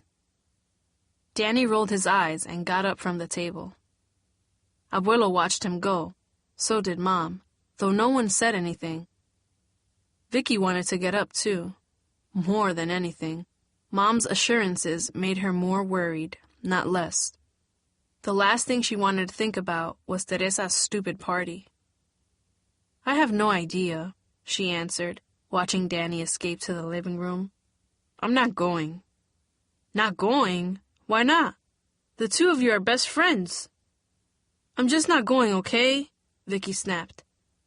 She wasn't about to mention the money issue or Teresa's problems with Martin. It was bad enough without Mom getting involved. It's not about your quinceañera, is it? You know, if money wasn't so tight, we'd have had a big... No, it's not that, Mom. Just forget it, okay? Vicky said, feeling a wave of resentment. She got up from the table and took her plate to the sink. Where's my game box? Danny yelled from the living room. Huh? Vicky said. Did you take it? He asked accusingly. What are you talking about? My game box. It was here yesterday, and now it's gone. Someone must have stole it. No one stole it, Vicky replied. How could that happen? Someone's always here, and if someone stole it, I would have heard it. Remember, I was sleeping on the couch. As she spoke, Vicky remembered what she had heard earlier, the sounds of her father taking things to his car. A chill raced down her spine as she remembered his conversation. I'm doing things I never dreamed I'd do, he had said. Did that include taking things from their house? Is that what Dad meant? The questions tumbled through her mind. Maybe Dad took it, she said. Dad? Why do you say that? Mom asked, her eyes suddenly stormy. I heard him this morning when he left. He took a bunch of stuff to the car. I thought you said he was looking for work today, Abuelo said in Spanish. That's what he told me. Mom pushed her plate away as she spoke. You mean Dad stole my game box? Danny exclaimed, his voice a mix of hurt and outrage. He didn't steal it, Mom said a little too forcefully. If he took it, there was a good reason. Yeah, right. My games are gone too, Danny blurted, rushing to his room and slamming the door behind him. Abuelo mumbled a prayer in Spanish. In the distance, Vicky could hear Danny's drawers opening and closing. He emerged a minute later, dressed in jeans and a black t-shirt. His backpack hung on his back. Where you going? Vicky asked. Mario's, he said, racing for the door. His eyes were puffy and pink, as if he had been crying. For what? Vicky asked. But he ignored her, dashing out as if the house was on fire. Chapter 7. Vicky's pulse pounded in her head like a hammer. Waves of queasiness rolled through her stomach. With the TV off and Danny and Dad out, the house felt unnaturally quiet, like the hush of a breath before a scream.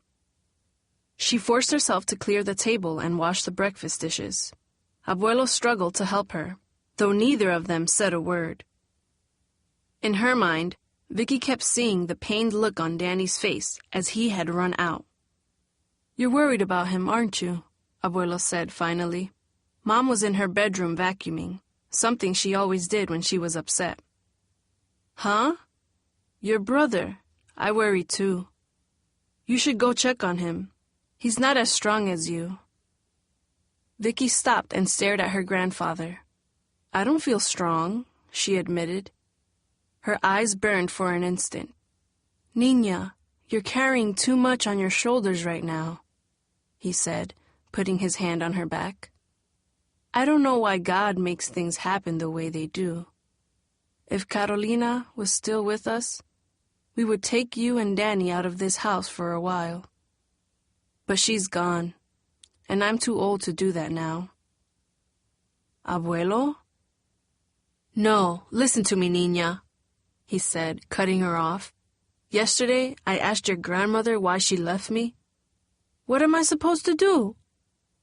This morning, Watching you and Danny, I realized she'd give me an answer. I'm here to help you too, and your mother. That's going to be my job from now on, he said firmly.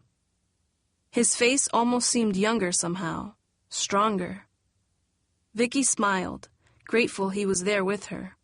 Yet looking at him, with his walker and gnarled fingers, she didn't know what he could do about their family's troubles. Thanks, abuelo, she said, trying her best to hide her doubts. Now go, he said, taking the dish towel from her. In the distance, she heard the whirring roar of the vacuum cleaner. Your mother and I need to talk. Vicky showered and put on her favorite jeans and a snug ribbed tank top, just in case she would see Martin. Her jeans, which once hugged her hips perfectly, seemed a bit loose. Had she lost weight? Mom's scale said Vicky was 6 pounds lighter than she had been a few weeks ago. She knew she had been eating less. Most days, especially when her parents were fighting, she didn't have any appetite. Often, her stomach didn't feel right, and she had headaches. Great. Something else to worry about, she thought. She examined her face. Even her olive skin seemed a little greenish in the gray light that filtered in through the bathroom window. She put on some makeup to hide it and ran her fingers through her long black curls, hoping that once she checked on Danny, she could visit Martin. Maybe they could even steal a few minutes together. Anything to patch the awkward moment in school yesterday. Outside, a weak breeze swirled bits of trash at her feet as she headed toward Mario's apartment. She passed a small park where she and Martin had spent time just 2 weeks earlier. 3 guys were sitting at the bench where they had held hands. The guys were a few years older, maybe in their early 20s. One of them was smoking a cigarette and watching her approach. Vicky noticed him, but her eyes locked on something else. A low brick wall behind them. It was covered with graffiti just as it had been before, but amidst the messy tags and sloppily sprayed names was something new. A sphere painted in silver and black with a lit fuse. Beneath it were words that made her stomach sink. T-bomb. It was exactly like the one on Danny's backpack, only it was bigger and newer than almost everything else on the wall. As she looked at it, she remembered seeing something just like it on the outside wall of Superfoods the day of Martin's hearing. She knew instantly it was Danny's work. Abuelo was right. He was in deep trouble. "Yo, girl, what you staring at?" yelled the man with the cigarette, snapping her from her thoughts. "Yeah, don't you know it's rude to stare?" his friend hollered. "Hey, mamacita, why don't you come on over and sit with us instead?" the third guy joked, pointing to the empty seat next to him. "I got a spot for you right here." He then mumbled something, and all 3 of them chuckled crudely. Vicky ignored them and picked up her pace, rushing several blocks to Hillside Manor, the name of the apartment complex where Mario lived. The community was a cluster of boxy stucco buildings in a U shape around a courtyard of dead grass. At the front, a small awning marked the rental office. An orange sign in the dirty window announced, "Apartments available." Vicky ran through the gate toward the back of the complex, racing up the stairs to a second-floor unit, number 224. She was out of breath as she pounded on the door. She could see the light in the tiny peephole flicker. Someone was watching her. For several seconds, she heard muffled voices on the other side of the door. Finally, the locks on the door clicked, and the door opened. Felix, Mario's older brother, stood before her in baggy khakis and a t-shirt. He dropped out of Bluford 3 years ago and worked at a car wash not far away. A tattoo of a skull with a heart behind it was visible just beneath the sleeve on his bicep. Beneath it was a name, Rosa. He sipped a can of soda slowly before turning to her. "What's up, Vicky?" he said, examining her curiously. "You feeling all right?" "I'm fine," she said, uncomfortable in his gaze. "Is my brother here?" "Danny?" he said as if the name was unfamiliar to him. Then he paused a bit too long before responding. Nah, I didn't see him today. Why you looking for him? Vicky was almost certain he was lying, that Danny was inside listening to her. I just need to talk to him, all right? Is Mario home? He's here, but he's still sleeping, Felix said. This time the answer was too quick, like a lie he'd made up just a second ago. He seemed to realize this and took another swig from his soda can. He stood in the doorway so she couldn't see into the suddenly quiet apartment. Something wrong? Look, I just need to talk with him. If you see him, send him home, okay? She didn't want Felix to know what was happening at home. Felix nodded, watching her closely. Thanks, Vicky replied. Part of her wanted to barge into the apartment and begin searching it. Instead, she walked slowly down the stairs and around to the other side of the complex. She could see Martin's door. The last time she had been to his apartment, he had cried in her arms over his brother Juero. The memory flooded through her, pulling her across the courtyard like a thirst. After everything that happened, she wished she could just crawl into his arms, erase all the confusion from school, and bury herself in his chest. Then they could just forget about everything else. It would just be the two of them. No family falling apart. No brother in trouble. No stupid misunderstandings at the end of a school day. Just the two of them alone in his apartment, with the world and all its problems locked outside. It was a fantasy she wanted to make real. Outside his door, Vicky hesitated. What if his mom was home? What would she think about a strange girl at the door looking for her son? Would she think Vicky was trouble? Her hands grew cold and clammy. Her stomach became a quivering knot of nerves. Twice she raised her hand to the door, only to lower it. Finally, she couldn't take it anymore. She knocked. She heard footsteps, and then the door opened to reveal Martin's mom. For a second, her mind went blank. Hi, Mrs. Luna. I go to school with Martin and... I remember you, Mrs. Luna interrupted, her eyes widening as she spoke. You were at the hearing the other day. You're Vicky, right? The one who helped Martin? Yes. I'm so glad to meet you, Mrs. Luna beamed, giving her a warm hug. I never got a chance to thank you for helping him. He's lucky to have a friend like you. Vicky cringed inside at the word she used. Friend. Is that how Martin had described her?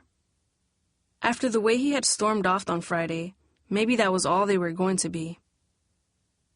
Is Martin here? Vicky asked, struggling to hide her feelings. No, he's visiting his brother at the cemetery. It's 3 months since he died, she said, her voice wavering for a second. Vicky winced. I'm sorry, she said, feeling a wave of guilt.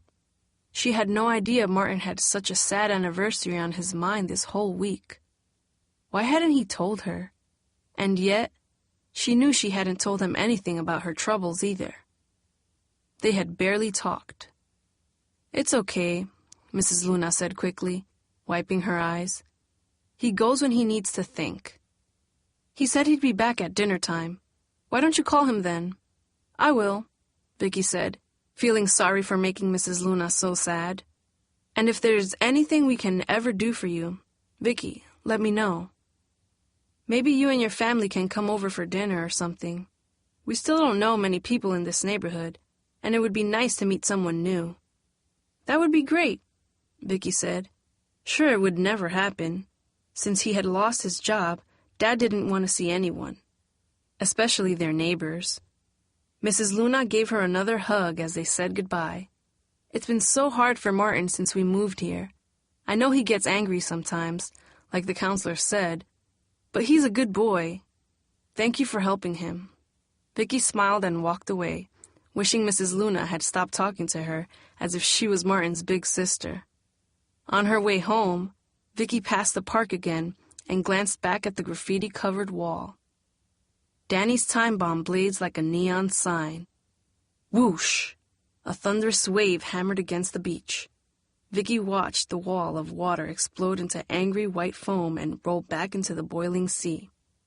Her father was at the water's edge facing her, the ocean behind them. Danny was in front of him. It was the same beach as in Abuelo's picture, the place where they used to laugh. Only now, the ocean was furious. The waves roared and growled hungrily at them. "Come on, buddy," Dad said, holding his hand out to Danny. "I won't let anything happen to you." Vicky could see the ocean building behind him, a wall of water the color of a deep bruise. "No, Dad!" Vicky yelled. But her voice wasn't loud enough against the pounding waves. They couldn't hear her. The wave loomed closer, piling up higher, a moving mountain of water already taller than her father. Danny cried, but her father ignored him, grabbing his little hand and yanking him forward. "No!" Vicky screamed, rushing toward the water. Danny and Dad were too close. The wave roared at them like a jet plane. Vicky tried to reach them, but the sand was too thick. It swallowed her feet and held her still. "No!" An avalanche of water crashed down on Danny and Dad. She watched them vanish in the angry surf. Then she heard her father scream. "Princess!" Dad called.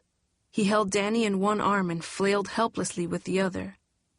Danny was motionless. They were being dragged out to sea. "Help!" Dad gasped, choking against the water. He tried to swim, but the current was too strong. His head bobbed under the surface. Vicky reached the water's edge. She lunged into the froth with all her might, but they were already too far gone. "Princess," Dad said weakly, his eyes full of sadness as the sea pulled him away. He disappeared beneath the waves. Danny sank with him. Vicky screamed. She bolted upright, covered in sweat. Her English notebook tumbled to the floor. She was on the living room couch. Danny sat across from her reading a comic book. She looked at the clock. It was just past 5 p.m. "Bad dream?" Danny said. "When did you get here?" she replied, ignoring him. "A little while ago. Abuelo said to let you sleep. He's gonna try to cook tacos for dinner. Mom went to the grocery store to get stuff for him." "Dad here?" "Nah," Danny mumbled, flipping the pages in the comic. She could tell he wasn't really looking at anything. "Why'd you come to Mario's today?" Vicky wiped the sweat from her face and took a deep breath. With their parents gone, she knew she had a chance to talk with him. "I know what you've been doing, Danny." "Huh?" "T-bomb? I can't believe you've been tagging our park." "You can go to jail for that, Danny." "They've been trying to keep it clean for years, and there you go, like some wannabe thug throwing up your little design and messing it up for everyone." "It ain't no little design. That's me up there," Danny huffed. "And it looks good just like one of these," he said, holding up the comic. "I knew you wouldn't get it. That's the only place, you know, where I feel like I'm doing something real.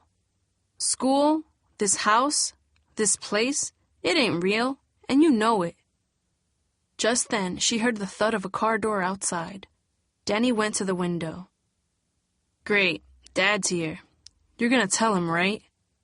"So what? He ain't even gonna do nothing." "He don't even care anymore," Danny added bitterly. "That's not true, Danny, and you know it." Just then, Dad stormed into the front door, his face even more flushed than usual. His jaw clamped down as if he was in pain. He smelled of smoke and alcohol.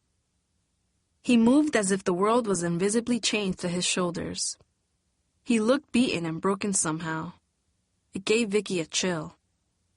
"Ring!" The phone screamed to life. Vicky winced. "Not now," she thought. In the kitchen, Vicky heard the familiar metallic snap of Abuelo's walker. A second later, she heard his scratchy voice with its heavy Mexican accent. "Hello? Who? Hold on. Michael?" he said, holding out the phone. "For you." Her father rubbed his temples as if he was in agony, as if he was a balloon about to pop. "Why did you answer the phone?" Dad growled. "This is still my house, Diego, Next time, don't answer the phone. I'm just trying to help, Michael, Abuelo said. Help? Dad scoffed. His face twisted into a bitter scowl as he moved toward the kitchen. You can't help us. You can't even help yourself. Leave him alone, Dad. He didn't do nothing wrong, Danny spoke up. You stay out of this, Dad hollered, walking toward the phone. His face was red with anger. You want to help, Diego? Here's how you can help. Vicky watched in horror as her father yanked the phone from Abuelo's hand, knocking him off balance. Abuelo grabbed the counter to keep from falling, but still lost his balance and sank to the floor with a yelp. Dad, what are you doing? You could hurt him, Vicky yelled. Danny stepped in Dad's path, but her father shouldered him aside, sending Danny slamming against the wall with an ugly thud. Vicky couldn't believe her eyes. Her father had been transformed. It was as if some horrible beast inside him had suddenly been set free. A bomb, long ticking, had finally exploded. She knew she had to act. Dad whirled around and grabbed the base of the phone and yanked. Crack! He ripped it free, leaving a gaping hole in the wall. Now we'll finally have some peace, he fumed, his face purple with rage. He held the base in his hand like an upraised hammer. He loomed over Danny, his eyes wild with fury. Danny raised his arms to protect his head. Vicky was sure Dad would strike him. No! She yelled, darting between her brother and father, covering Danny as best she could. She braced herself for pain she knew was coming. Stop, Dad! She screamed. Stop! Her father let out a wild, angry grunt and hurled the phone into the opposite wall. Wham! It exploded against the cabinet in a shower of metal and plastic shards. For an instant, the room was deathly still. Vicky gazed up at the man in front of her. He had her father's face, the same height and weight, the same close-cropped Caesar cut and goatee. He wore the same dark pants and pressed shirt she had seen him wear since she was a little girl. But this man wasn't her father. Her father had never tossed her brother aside as if he was a rag doll or sent Abuelo sprawling to the ground. Her father had never screamed at them in blind rage. Most of all, no matter how angry he had been, her father had never made her as scared as she was right now. A line had been crossed. Her father huffed as if he had just run a race. His hands clenched and unclenched at his sides. He almost seemed unaware of them, as though he was struggling with something only he could see. Then, with a deep sigh, he rubbed his eyes and winced as if he was in great pain. Are you hurt? Dad said, his voice trembling. Abuelo shook his head as Vicky gently helped him up. Danny turned away, tears glistening in his eyes. While his body seemed okay, Vicky could see something inside Danny had been broken. Vicky? Danny? Dad said, then in a voice filled with sorrow and regret, a sound that tore at her insides like a dull knife. I'm so sorry. He stretched his arms open as though asking for a hug. It's just, these bills, this house. I lost it all. He shook his head wearily, and Vicky saw tears in his eyes. I'm sorry. Vicky wanted to move but couldn't. She wanted to tell him that it was okay, that she understood and forgave him. She wanted to be able to hug him and go back to how things used to be, but she couldn't budge. All she could do was see what he had done a moment ago and wonder what might have happened if she hadn't stood in his way. Oh, Princess, don't look at me that way, her father said then, turning away as if her stare burned him somehow. He left the kitchen and stopped at the edge of the front door. No matter what happens, remember, I love you. I'm so sorry, he said in a pain-choked voice. Then he turned and left the house. Seconds later, she heard the harsh screech of tires on asphalt. He was gone. Chapter 8. Clear your desks. It's time for a Hamlet pop quiz, Mr. Mitchell announced with a playful grin. The class groaned. Vicky's head pounded. She and Mom spent most of Sunday discussing exactly what happened when her father stormed out of the house, reliving each detail. When she finally closed her eyes, she could still see Dad's enraged face as he stood over Danny. And she still heard his haunting words. "I lost it all. No matter what happens, I love you." What did he mean? Almost 2 days had passed and Dad still hadn't come home. Mom had tried to be strong, saying everything would settle down once Dad had a chance to cool off. But Vicky knew Mom wasn't being fully honest. She heard her crying softly as she spoke about everything to Abuelo Sunday night. "¿Dónde está, papi? ¿Por qué está haciendo esto?" she kept asking. "Where is he, Dad? Why is he doing this?" Since Dad's outburst, Danny had barely said a word. He spent all of Sunday at Mario's, coming home after dinner and burying his face in comic books, as if they were an escape somehow. Vicky didn't have the heart to tell Mom about the graffiti at the park, not with everything else going on. "Come on, Mr. Mitchell. Why you gotta start Monday with a quiz?" Royland protested. "Relax, Mr. Bailey. As long as you did your homework, you don't have anything to worry about. This one's easy." Vicky had completely forgotten about her schoolwork. She could barely remember Hamlet or anything else right now. A haze filled her mind. She felt as if she didn't belong in class with other kids. She didn't feel anything like them anymore. She knew Teresa was watching her, but she didn't care. What did it matter after she spent the night hearing Mom cry? After watching Dad practically beat up Danny? After a weekend of wondering if Dad was ever going to come home? It was as if she was being pulled out to sea, and no one seemed to notice.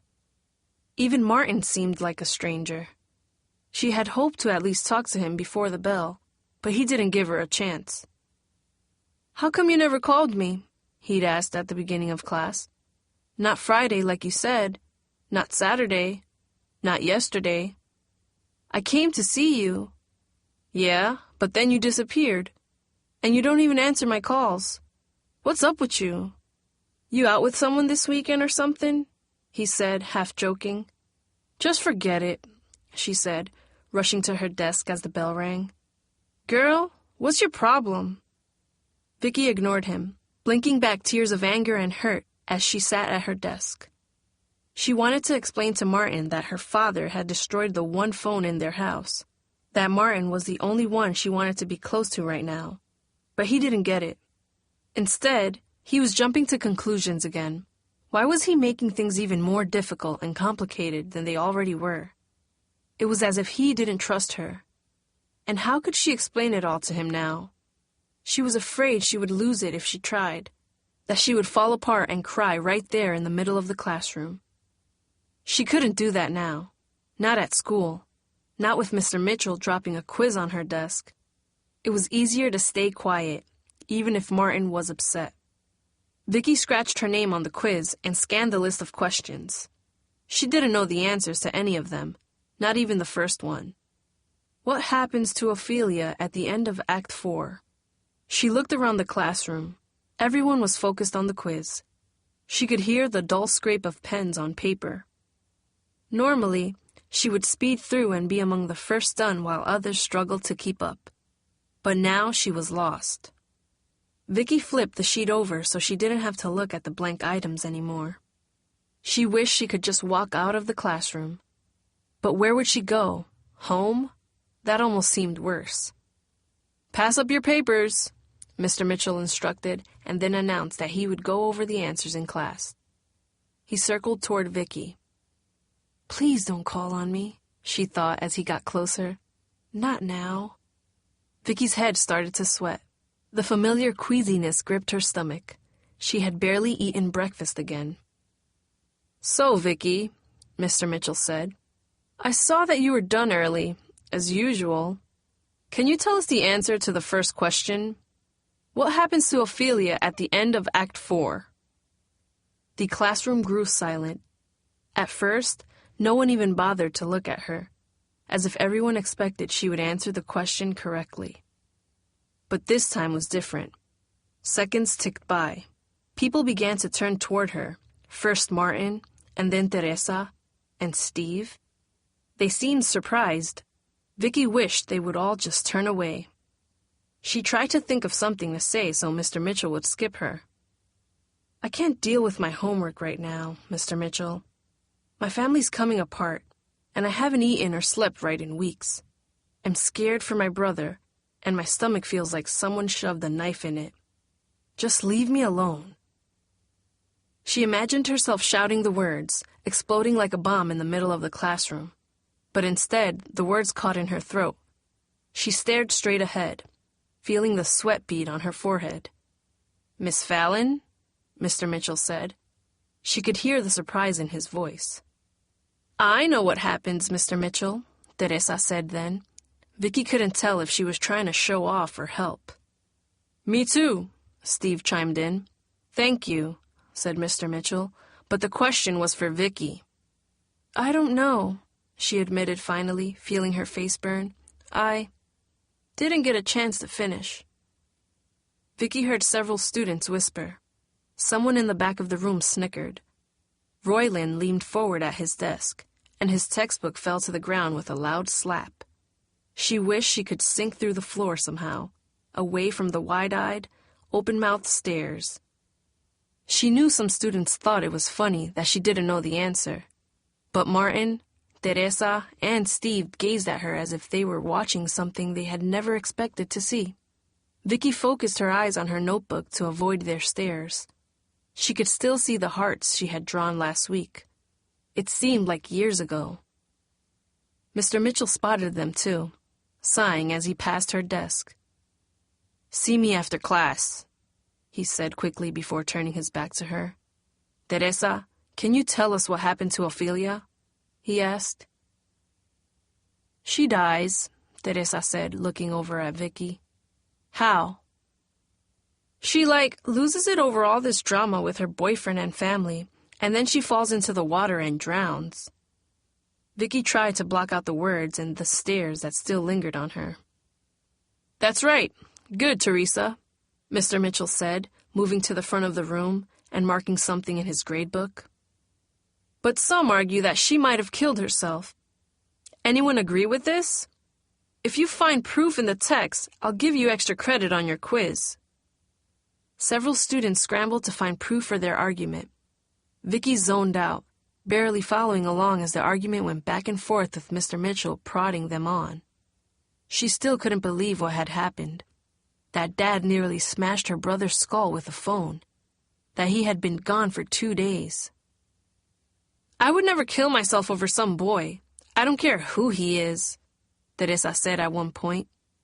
"That's 'cause you never met the right one," Steve replied, patting himself on the chest. "Please," Teresa scoffed. Vicky wanted to yell at them both for just sitting there joking while her own family was coming apart and her parents wrestled under a mountain of bills.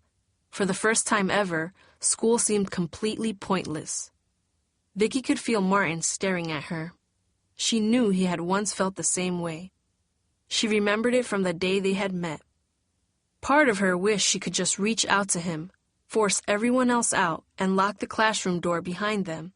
But another part of her was angry at him for not trusting her, for making things so difficult. "Good debate," Mr. Mitchell said at the end of the class. "Some of you may not like Shakespeare, but look at what he's writing about in this play. Broken families, anger and resentment, revenge and betrayal, people scheming against each other, murder plots. This stuff was written over 400 years ago. We still wrestle with the same issues today, right? I hate to say it, but maybe Shakespeare's the original gangsta," he said as the bell rang. Groans erupted at Mr. Mitchell's comment. "Yo, that's corny," Royland protested. Steve shook his head as if he couldn't believe what he had just heard. Vicky wished she could just leave with the rest of the students who rushed out of the classroom. She knew Mr. Mitchell was going to lecture her about her homework, and she had no idea what she was going to tell him. She braced herself, only to see Teresa hovering over her desk. Unlike the last time they talked, She looked concerned, not angry. "Hey, girl," she began at last, her voice a bit unsteady. "Are you okay?" Just then, Martin leaned over Vicky's desk. Instantly, Teresa's expression changed. She rolled her eyes and turned away. "Never mind," she muttered. Martin eyed her soberly, and Vicky wasn't sure whether he was about to start questioning her again. But before he even spoke, Mr. Mitchell appeared behind him. "Excuse me, Martin, but I need to talk to Vicky," he said quietly. "Why don't you catch up with her after school?" Anger flashed on Martin's face. Vicky knew Mr. Mitchell saw it, but she didn't care. She wanted to get out of the classroom, out of Bluford, and away from everyone. "Please, Martin," he said gently. "Whatever you say," Martin grumbled, rapping his fist on her desk in frustration as he walked out. Mr. Mitchell closed the door and turned to Vicky, his expression serious. He paused for a moment, as if he was gathering his thoughts. Vicky felt her anxiety growing with every second. "I'm sorry, Mr. Mitchell," Vicky said when she could no longer stand it. "I didn't get a lot of sleep last night, and—" She hesitated, wondering if she could actually tell him the truth. "Vicky, you're one of my best students, but I've watched your work in class the past week, and I have to say I'm concerned about what I see," he explained, his forehead creasing as if he was struggling to find the right words. "I know, Mr. Mitchell. I promise it won't happen again. Listen, Vicky. I know this might be difficult to hear, but as your teacher, I feel I need to say it to you. I'm worried about your relationship with Martin. Since you two met, you haven't been the same. Do your parents even know about him?" Vicky's cheeks flamed at the mention of Martin and her parents. She felt as if she was suddenly under a microscope.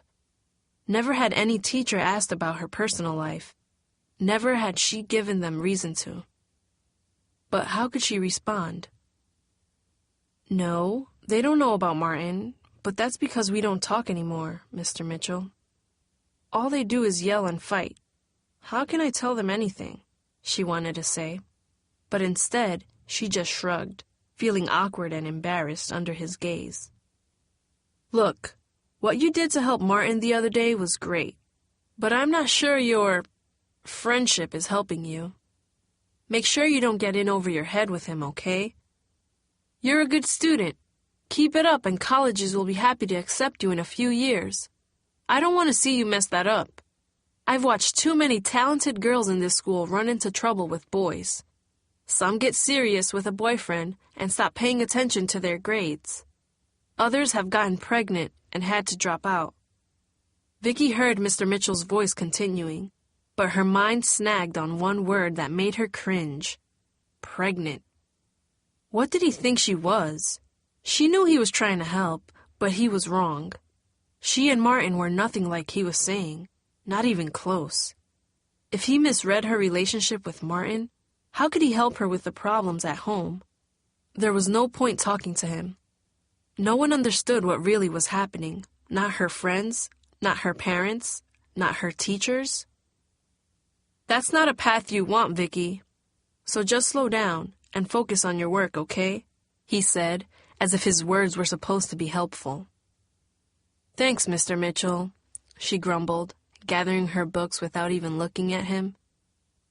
"I'll read the rest of Hamlet tonight. Now can I go?" Mr. Mitchell's forehead creased, like he had just realized that he'd added up all the numbers and reached the wrong answer. "Is there something else going on, Vicky? I've never seen you like this." "Like what?" she asked bitterly. "No, everything's fine. Just slow down, right?" Vicky repeated, struggling to keep her voice calm. "I need to leave. I don't want to get a detention for being late. I can write you a pass." "No thanks. I can make it," Vicky said quickly and dashed out of the classroom, leaving Mr. Mitchell standing near his desk, staring at her in confusion. Chapter 9. Vicky sat dazed through lunch, barely touching her tuna sandwich. She blinked back tears in geometry class. She knew she had been rude to Mr. Mitchell. He'd only been trying to help, but she couldn't stop herself. He had made her feel worse about everything. It was as if everyone was so used to Vicky, the good student, Vicky, the big sister, Vicky, the helpful friend, that they couldn't understand that she was coming apart inside. It was like she was invisible somehow, hidden in plain sight. By gym class, Vicky was exhausted. She slumped down on the bench in front of her locker. Her head throbbed worse than ever. She felt weak and lightheaded from not eating. Her empty stomach rolled with queasy waves. "Has Dad come home yet?" she wondered. "Is he okay?" Around her, girls laughed and joked as they changed into their gym clothes. Normally, she would join them, but today Vicky couldn't move. Her legs felt like dead weights. Her feet felt glued to the floor. The last thing she wanted to do was play basketball. "Shouldn't you be getting dressed, Miss Fallon?" said Miss Kinney, her gym teacher, standing at the edge of her row of lockers. She paused and eyed Vicky closely. "You don't look so good. You feeling okay?" She thought to herself, "My parents are fighting. My dad left us 2 days ago. We don't know where he is." Just thinking about it made her stomach cramp. She wished she could find the words to unburden herself to someone. Instead, she just shook her head and mumbled, "I don't feel very well. It's my stomach. Can I go to the nurse?" Ms. Kinney felt Vicky's forehead and then studied her face. "Maybe you'd better," she said, handing her a hall pass. A few minutes later, Vicky was standing in the nurse's office. "What's the matter, honey?" said Nurse Wilkins, a heavy-set woman wearing colorful purple glasses. "My stomach," Vicky admitted, rubbing the spot under her chest. "Right here." Nurse Wilkins pressed a gentle hand around Vicky's abdomen. "That hurt?" Vicky shook her head. "Inside. It sort of burns." "How long has this been going on?" "A week or so," Vicky told her, trying to remember the first time she had noticed the feeling. It was while her parents were arguing last week. But really, as she thought about it, she realized it was much longer. Several times over the summer, when the tensions at home seemed about to boil over, Vicky had felt a tight, burning feeling in her stomach. It had been months. "You worried about something? Does it hurt more when there's something on your mind?" Vicky hesitated. The nurse seemed nice, but she wasn't about to tell her the whole story. "Yeah, I guess so," she said vaguely. "Have you eaten anything today?" Vicky shook her head. Nurse Wilkins frowned. That's a bad combination, child," she muttered. "You think you could eat a little something now? There's some applesauce in the fridge there." She nodded toward a small white appliance. "And I can get you something from the cafeteria if you want it." The mention of food brought on a wave of nausea. Vicky shook her head. "No thanks," she murmured. "If it's okay, I just want to lie down for a little while." The woman studied Vicky's face. She seemed about to say something, but instead nodded. "All right, go on and lie down. I'll chuck you at the bell." Vicky lay back on a blue vinyl cot, and Nurse Wilkins pulled a curtain around her for privacy. She listened as other students wandered in. A freshman named Lionel. A junior named Brasana. In the dark, Vicky's mind churned over the events of the past few days. "Maybe Dad is home already," she told herself. "Maybe he got that job. Maybe he and Mom are talking right now, hugging each other like old times. Please let it be true." "Feel any better?" Nurse Wilkins asked when the final bell rang. "Maybe a little," Vicky mumbled. Nurse Wilkins felt her forehead again and helped her off the cot. "Well, sounds to me like you have too much on your plate, Vicky. And sometimes that can make your stomach hurt. Sometimes it can do serious damage, too," she added. "Now, I want you to make sure you get some food in your system so you don't get weak. And if you ask me, I think you might be stressed about something. Talk to someone. Your parents. Some close friends. Someone you can trust. Better to get that stuff out so it doesn't eat you up inside. You hear? Vicky nodded. But what if they're all part of the problem? Vicky wanted to say. And if that pain in your stomach doesn't go away, you need to see a doctor. She pulled a bright blue sheet of paper from the top of a pile. These places can help if money's tight. Vicky looked down as Nurse Wilkins handed her a list of free clinics. She almost refused it, just to hide that her family didn't have money to pay. But then she stopped herself, slipping the paper into her pocket. I have to go, she said quickly, eager to escape the nurse's stare. Thank you. Vicky rushed to her locker. She wanted to get home fast to find out about Dad and check on Abuelo. But as she turned the corner, she found Teresa leaning against her locker, waiting for her. All right, enough. What's going on? What's wrong? She barked. I heard you went to the nurse's office in gym. Shanetta Green said you were sick and might be pregnant.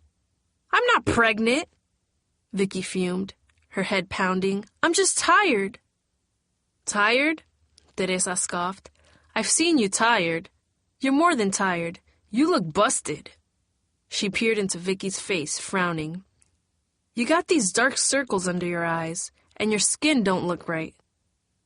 Thanks a lot. Look, I gotta go, Vicky said, trying to pass by her, but Teresa moved in her way. No, wait, Vicky. Seriously, I'm worried, girl. You've been acting like a zombie in class. What is it? Are you okay? Vicky looked up at her old friend. The anger and judgment that had been in her eyes lately was gone, replaced by a look of concern. It was as if the bitter words between them had never happened, that Teresa knew something was seriously wrong. Vicky didn't know where to begin.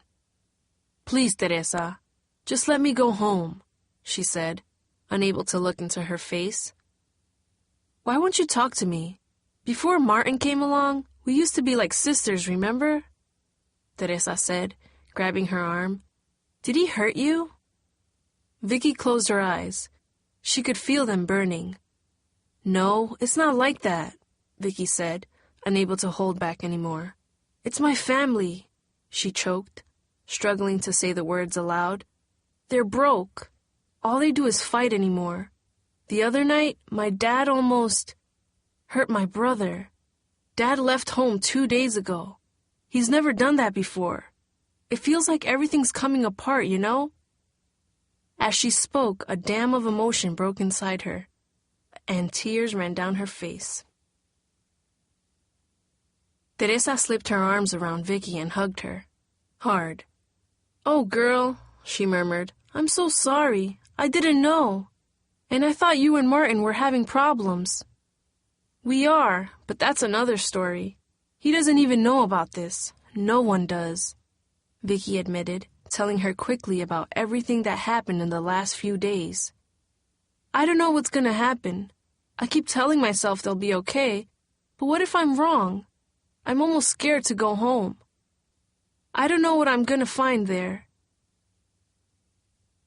So take me with you, said a voice behind them. Teresa and Vicky turned to see Steve. How long had he been listening? In the distance behind him was Martin, darting through the crowded hallway toward them. No, Vicky groaned, fearing another clash between them. Look, there's nothing anyone can do for me, okay? She said, wiping her eyes and stepping away from her locker. I gotta go. My mom and my grandfather are waiting for me. Vicky, what's going on? Why are you crying? Martin asked, his eyes wide with concern and worry. Part of her wanted to tell him, to dive into his arms and forget everything. But there was no time. Abuelo needed her. She couldn't get into everything in the middle of the hallway, not with her grandfather waiting for her, not with Dad missing, not with her brother in trouble. She needed to get home and find out what was happening first. I can't, Martin, she said, touching his shoulder. I'm sorry, but I need to go home right now. Martin acted as if her touch burned him. "Oh, I get it. You can tell him, but you can't tell me," he grumbled, looking at Steve. "It's not like that.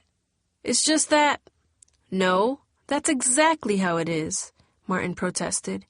"You won't even give me a chance anymore. I can't keep doing this, Vicky. It's not fair." "Yo, she don't owe you nothing, Sanchez," Steve cut in, glaring at Martin. "Are you stepping to me, Holmes?" Martin growled, his face twisting into an angry sneer. Vicky couldn't believe what was happening. Everything was spinning out of control again. She couldn't deal with it. She was about to scream when Teresa stormed right by her. "Can't you two just stop it?" Teresa yelled, pushing in front of both of them so Vicky could pass. They turned toward her as if they were surprised at the strength of her voice. "If you were her friends, you'd listen to her and leave her alone. Right now, you're only making her problems worse. Go home, girl," she added. "I got this." Vicky glanced back and saw the anger and hurt on Martin's face. She knew she had to talk to him, but not now, not yet. She had to get home first. Vicky noticed the dented cardboard box on her stoop as she neared her house. Everything else on her street looked the same. Oil-stained asphalt streets, cracked sidewalks framing small burned-out lawns, stucco one-story houses with barred windows. But the box was unusual. It couldn't have been there long, or else it would have been stolen. Vicky grabbed it and headed inside. "What is that?" Abuelo asked, as she placed it on the table. With her grandfather at her side, she peeled back the cardboard and saw a single yellow sheet of paper covered with Dad's messy handwriting. She couldn't help herself. Her eyes scanned the page. "My dearest family, I have lied to you for too long, and I can't bear to tell you the truth in person. You'd be right to call me a coward, or something worse. A man is supposed to work. I'm supposed to pay the bills and keep a roof over our heads. When the dealership closed, I couldn't do that. The money stopped coming in, but the bills never stopped. Car payments, insurance, credit cards, the mortgage. You heard the calls. A while back, I started betting on sports to make some cash, but that only dug the hole deeper. I kept telling myself that I'd find work and my luck would turn. It never happened. We're thousands of dollars in debt. The bank is taking our house. I tried to fight them. I did terrible things, stealing from you so I could raise money. I bet it all and lost. When I snapped in the kitchen, I crossed the line. Another second, and God knows what could have happened. I would never forgive myself if I hurt you. When I looked in your eyes, I knew it was over. For your mother and me, this has been a long time coming. I am sorry we didn't prepare you.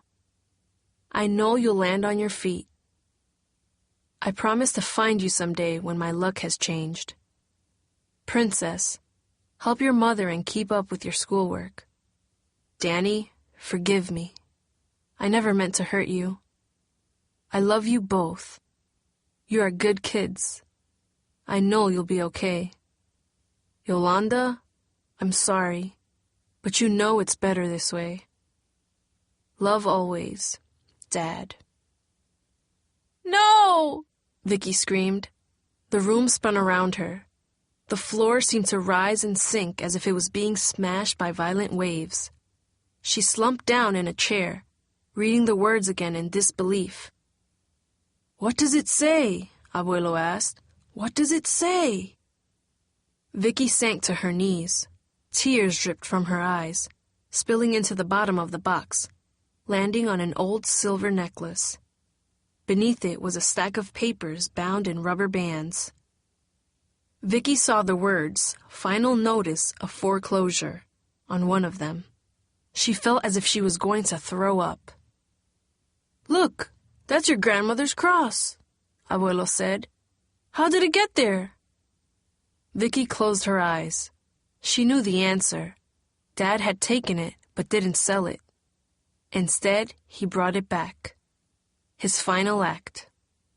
"No!" she screamed. Chapter 10. "I hate him! I hate him!" Danny yelled, spit flying from his mouth. He crumpled Dad's note and stormed to his bedroom before racing off to Mario's. "I told you he don't care about us!" Vicky was too devastated to stop him. She sat on the couch holding her grandmother's cross, trying not to cry. When Mom came home, she glared at the letter in silence for several minutes, her eyes glistening. How could he just walk out on us? How could he just leave us like this? She asked over and over again. Her sad voice was like a knife in Vicky's chest. She wished she could just hold her ears and block out the sound. Abuelo tried to comfort them, rubbing Mom's back and telling them everything was going to be okay. But Vicky couldn't see how. Everything was coming apart, and Dad's words haunted her. I lost it all. They're taking our house. What did that mean? Danny came back a few hours later and went straight to his room, slamming the door behind him. At dinner, Vicky knocked, but he refused to open it. "Leave me alone," he said. "I don't want to talk to anyone." She could hear an occasional thud as something knocked against the wall. "What about dinner?" asked Vicky. She turned the knob and it was locked. "I ate already. Just go away." "Why are you being this way? It's me," Vicky pleaded. "I don't care." Mom joined her in the hallway. "Danny, open this door now," she yelled. "What are you going to do if I don't?" Danny challenged. "You can't do nothing." "Don't talk that way to your mother," Abuelo yelled then, his scratchy voice suddenly deep. "Now open this door before we break it down." The hallway was silent. Vicky knew her brother was surprised at Abuelo's response. So was she.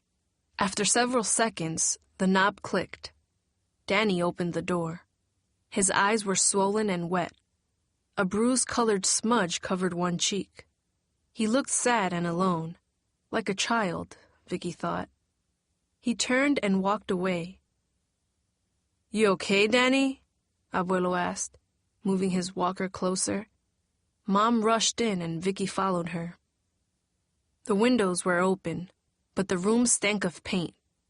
On the floor were torn photos of Dad, including the one Abuelo had just given him, when he and Dad were at the beach together. On the wall above Danny's bed was a freshly painted image of a time bomb. Its fuse was lit. Drops of extra paint spilled like tears down the wall. Vicky's jaw dropped. "Danny!" Mom gasped. Danny slumped on his bed. "Why did he leave us, Mom?"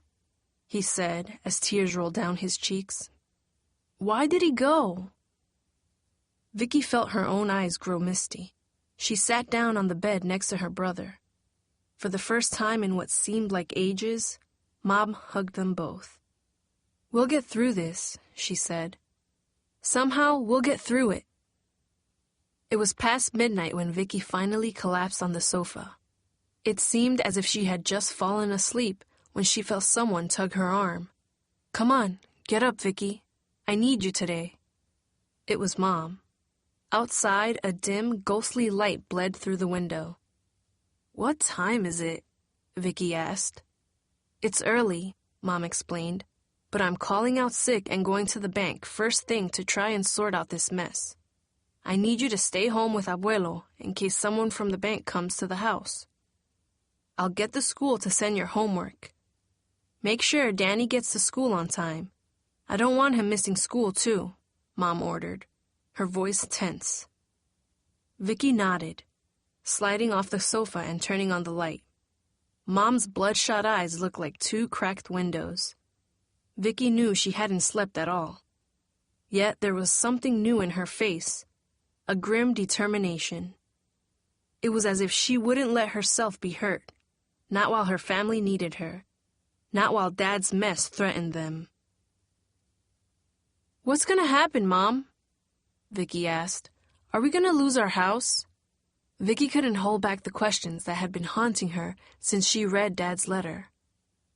"I don't know," she said, rubbing her temples. "Your father always took care of this. I never paid any attention to it," she admitted. A spark of anger flashed on her face. "But I have a friend at the bank. Maybe she can help us. That's why I have to go." Vicky nodded as Mom walked down the dark hallway. The knock came just after lunch. Vicky looked out the door and saw a police car. Next to it was a silver truck. 3 men stood just behind the officer at the front door. Vicky opened it nervously. She heard Abuelo moving his walker behind her. "Is Michael Fallon home?" the officer said. Vicky paused. "He's not here," she replied, eyeing the men. "I don't know when he'll be back." "Are there any adults here?" "Yes, my grandfather," Vicky said. "But he doesn't speak English so well." "My mother will be back soon," she added. The officer took a deep breath as if what he had to say was difficult.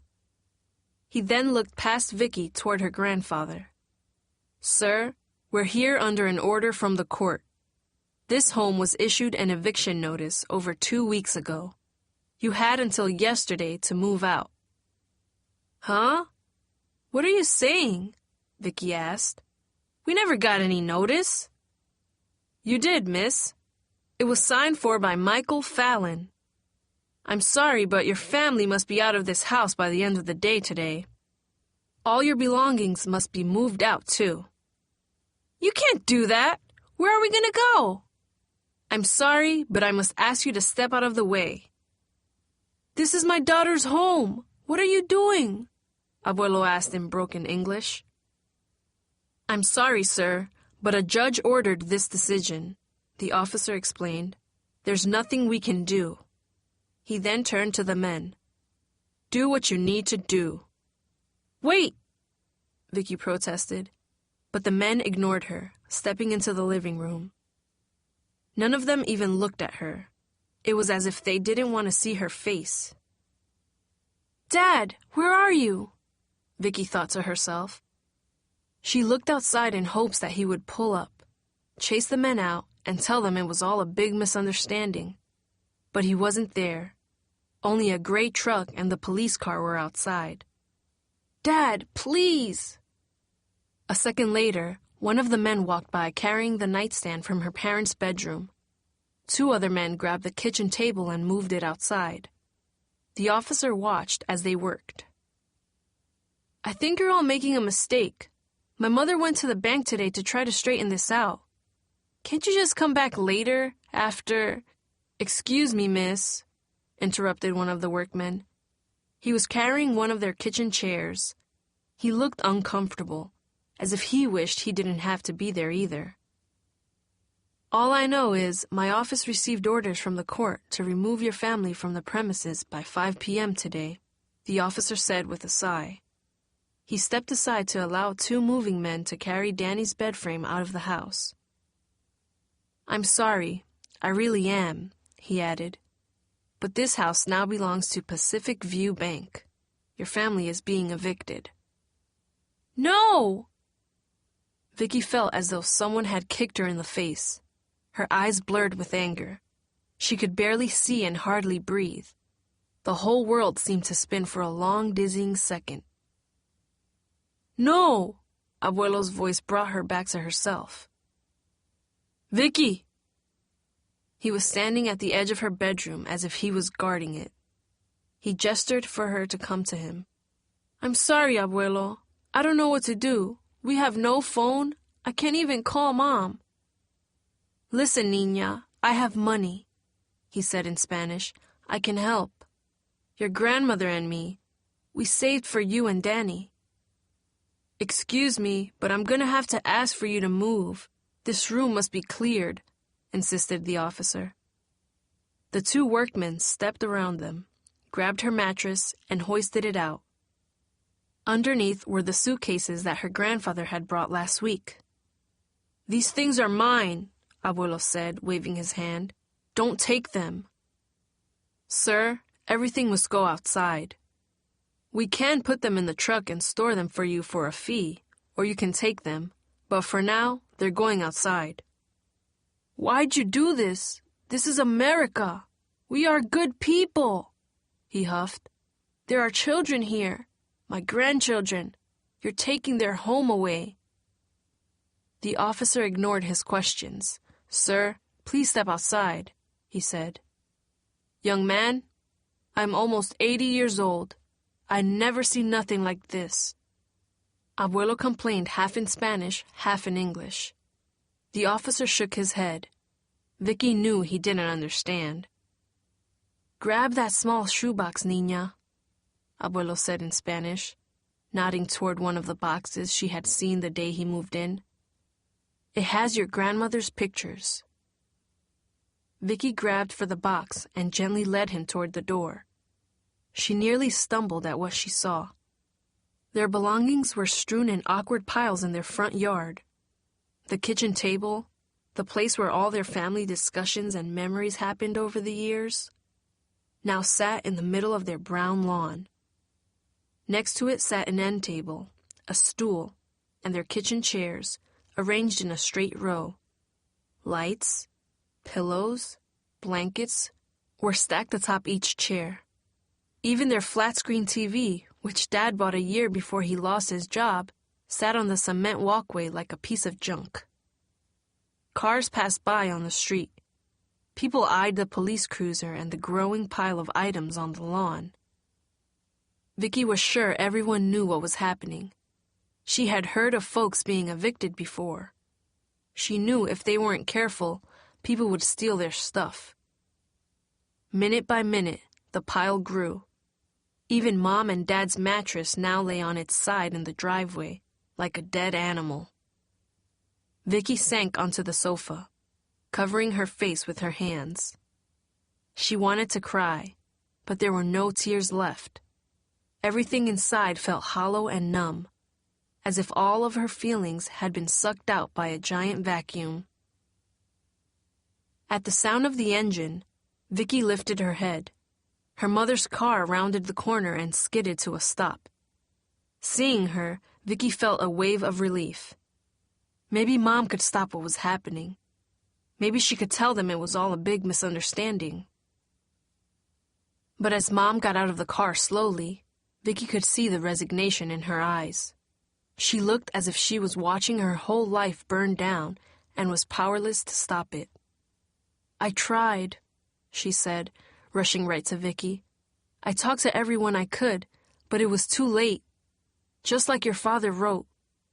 Her voice sounded raw and exhausted, and her face was worn with the same blank defeat Vicky felt inside. "All these months, I thought we were paying the mortgage," she muttered. "I was paying only half of it. It would have taken $20,000 to stop this. $20,000! No one I know has that kind of money. I just wish your father would have told me. I wish we'd had some warning." "Look," Vicky interrupted. A small form loped up the street toward the house. Vicky recognized it instantly. Danny. He was moving quickly until he saw the furniture in the yard. Then he stopped and gasped in disbelief. "What's happening?" he shouted, running toward them. "What are they doing?" Mom grabbed him by the strap of his backpack to keep him from running into the house. Danny, listen to me. They're taking all our stuff." He struggled hard, yanking himself free. "We can't just stand here and let them." "For now, we have to," Mom said, trying to sound calm, even though she knew exactly how he felt. "Listen to me," she insisted, explaining everything that happened at the bank. "I hate him," Danny hissed when she finished. "I hate him." His eyes strayed away from her face, and Vicky turned to see the movers tossing a box of Danny's comic books onto the lawn. "Hey!" Danny shrieked, lunging toward them again. "Hey, that's mine! That's my stuff!" He raced across the lawn, gathering the box. "I talked to him." Abuelo rose unsteadily. leaning heavily on his walker. "Remember what I tell you? Abuelo?" Her grandfather waved her away and moved slowly across the lawn toward her brother. Mom leaned forward into Vicky, putting her arm on her shoulder. The ruins of their home scattered all around them. Vicky grabbed her cross and prayed. "Please, Dad," she thought. "Just come home and make everything right. Please." The movers came out of the house empty-handed. The officers signed some paperwork, and they climbed into their truck and drove off. Moments later, a locksmith arrived. Vicky watched in silence as he locked her family out of their house forever. "I'm sorry, folks," the officer said finally. "You have 24 hours to get this stuff off the property, or you'll be fined. Of course, if you leave it out on the curb, people might take it for you," he said, shrugging his shoulders. "Good luck," he added, sounding sincere as he rushed to his car. Within seconds, he was gone. "What do we do now?" Danny asked. No one answered. Mom shook her head wearily. "What about our stuff?" Vicky's skull pounded and throbbed. "Where are we gonna go?" "I don't know, Danny. Just give me a chance to think." Mom collapsed on a chair, and Vicky heard a car slowing to look at their yard strewn with belongings. "Mom, there are apartments at Hillside Manor," Vicky said, remembering the vacancy sign she had seen the other day. Danny looked up at her. "That's where his best friend Mario lived. Martin, too." "We don't have enough money for a deposit," Mom replied. "Your dad should have told me. Why didn't he tell me?" Her voice trailed off. "Yes, we do," Abuelo said. "We have money." "What are you talking about, Papi?" Abuelo moved slowly and deliberately toward Vicky's mother. When he was close enough to touch her, he reached under his arm and pulled out the shoebox he'd gathered earlier. "Here." "What's this?" "Dinero. $3,000. I offered it to Michael when I first came. He told me to keep it for you and the kids. I think he knew what was going to happen," Abuelo explained. "But this was for your medicine, Papi." "No. Your mother and I save it for an emergency. Now, you take. Get my grandchildren a home. Please, don't refuse." He repeated the words in Spanish. "For Vicky and Danny. Take it. Let me do this." Mom looked into the box at the wad of bills inside. A war of emotions flashed across her face. Vicky knew her mother would normally refuse Abuelo's money, but now everything was different. Mom sighed and nodded her head. She looked pained. "Thank you, Papi," she said in Spanish. "I'll pay you back somehow. Danny, come with me. We might need Mario's mother as a reference," she said, putting her arm around his shoulder. Danny said nothing. He wandered to the car in a daze, as if the time bomb he had sprayed-painted had blown up inside him. As the car pulled away, Vicky sat next to her grandfather and looked at the shambles of her life. A stack of her clothing lay in a heap on the ground. In another little pile were some of the boxes she and Danny had unpacked just days ago. Vicky grabbed a few of them and began piling things into them. Clothes and shoes, dishes and cleaning supplies, towels and sheets. She kept moving, anything to push out the gaping emptiness in her chest. "Someone's coming," Abuelo said. Vicky looked up, recognizing a familiar face walking down her block like a mirage. Martin. His mouth hung open in complete surprise. Seeing him, Vicky felt a wave of emotion flood through her. It was all just too much. "Who's that?" Abuelo said. "A friend," Vicky replied. Before she could say another word, Martin was at her side. He seemed to read her face.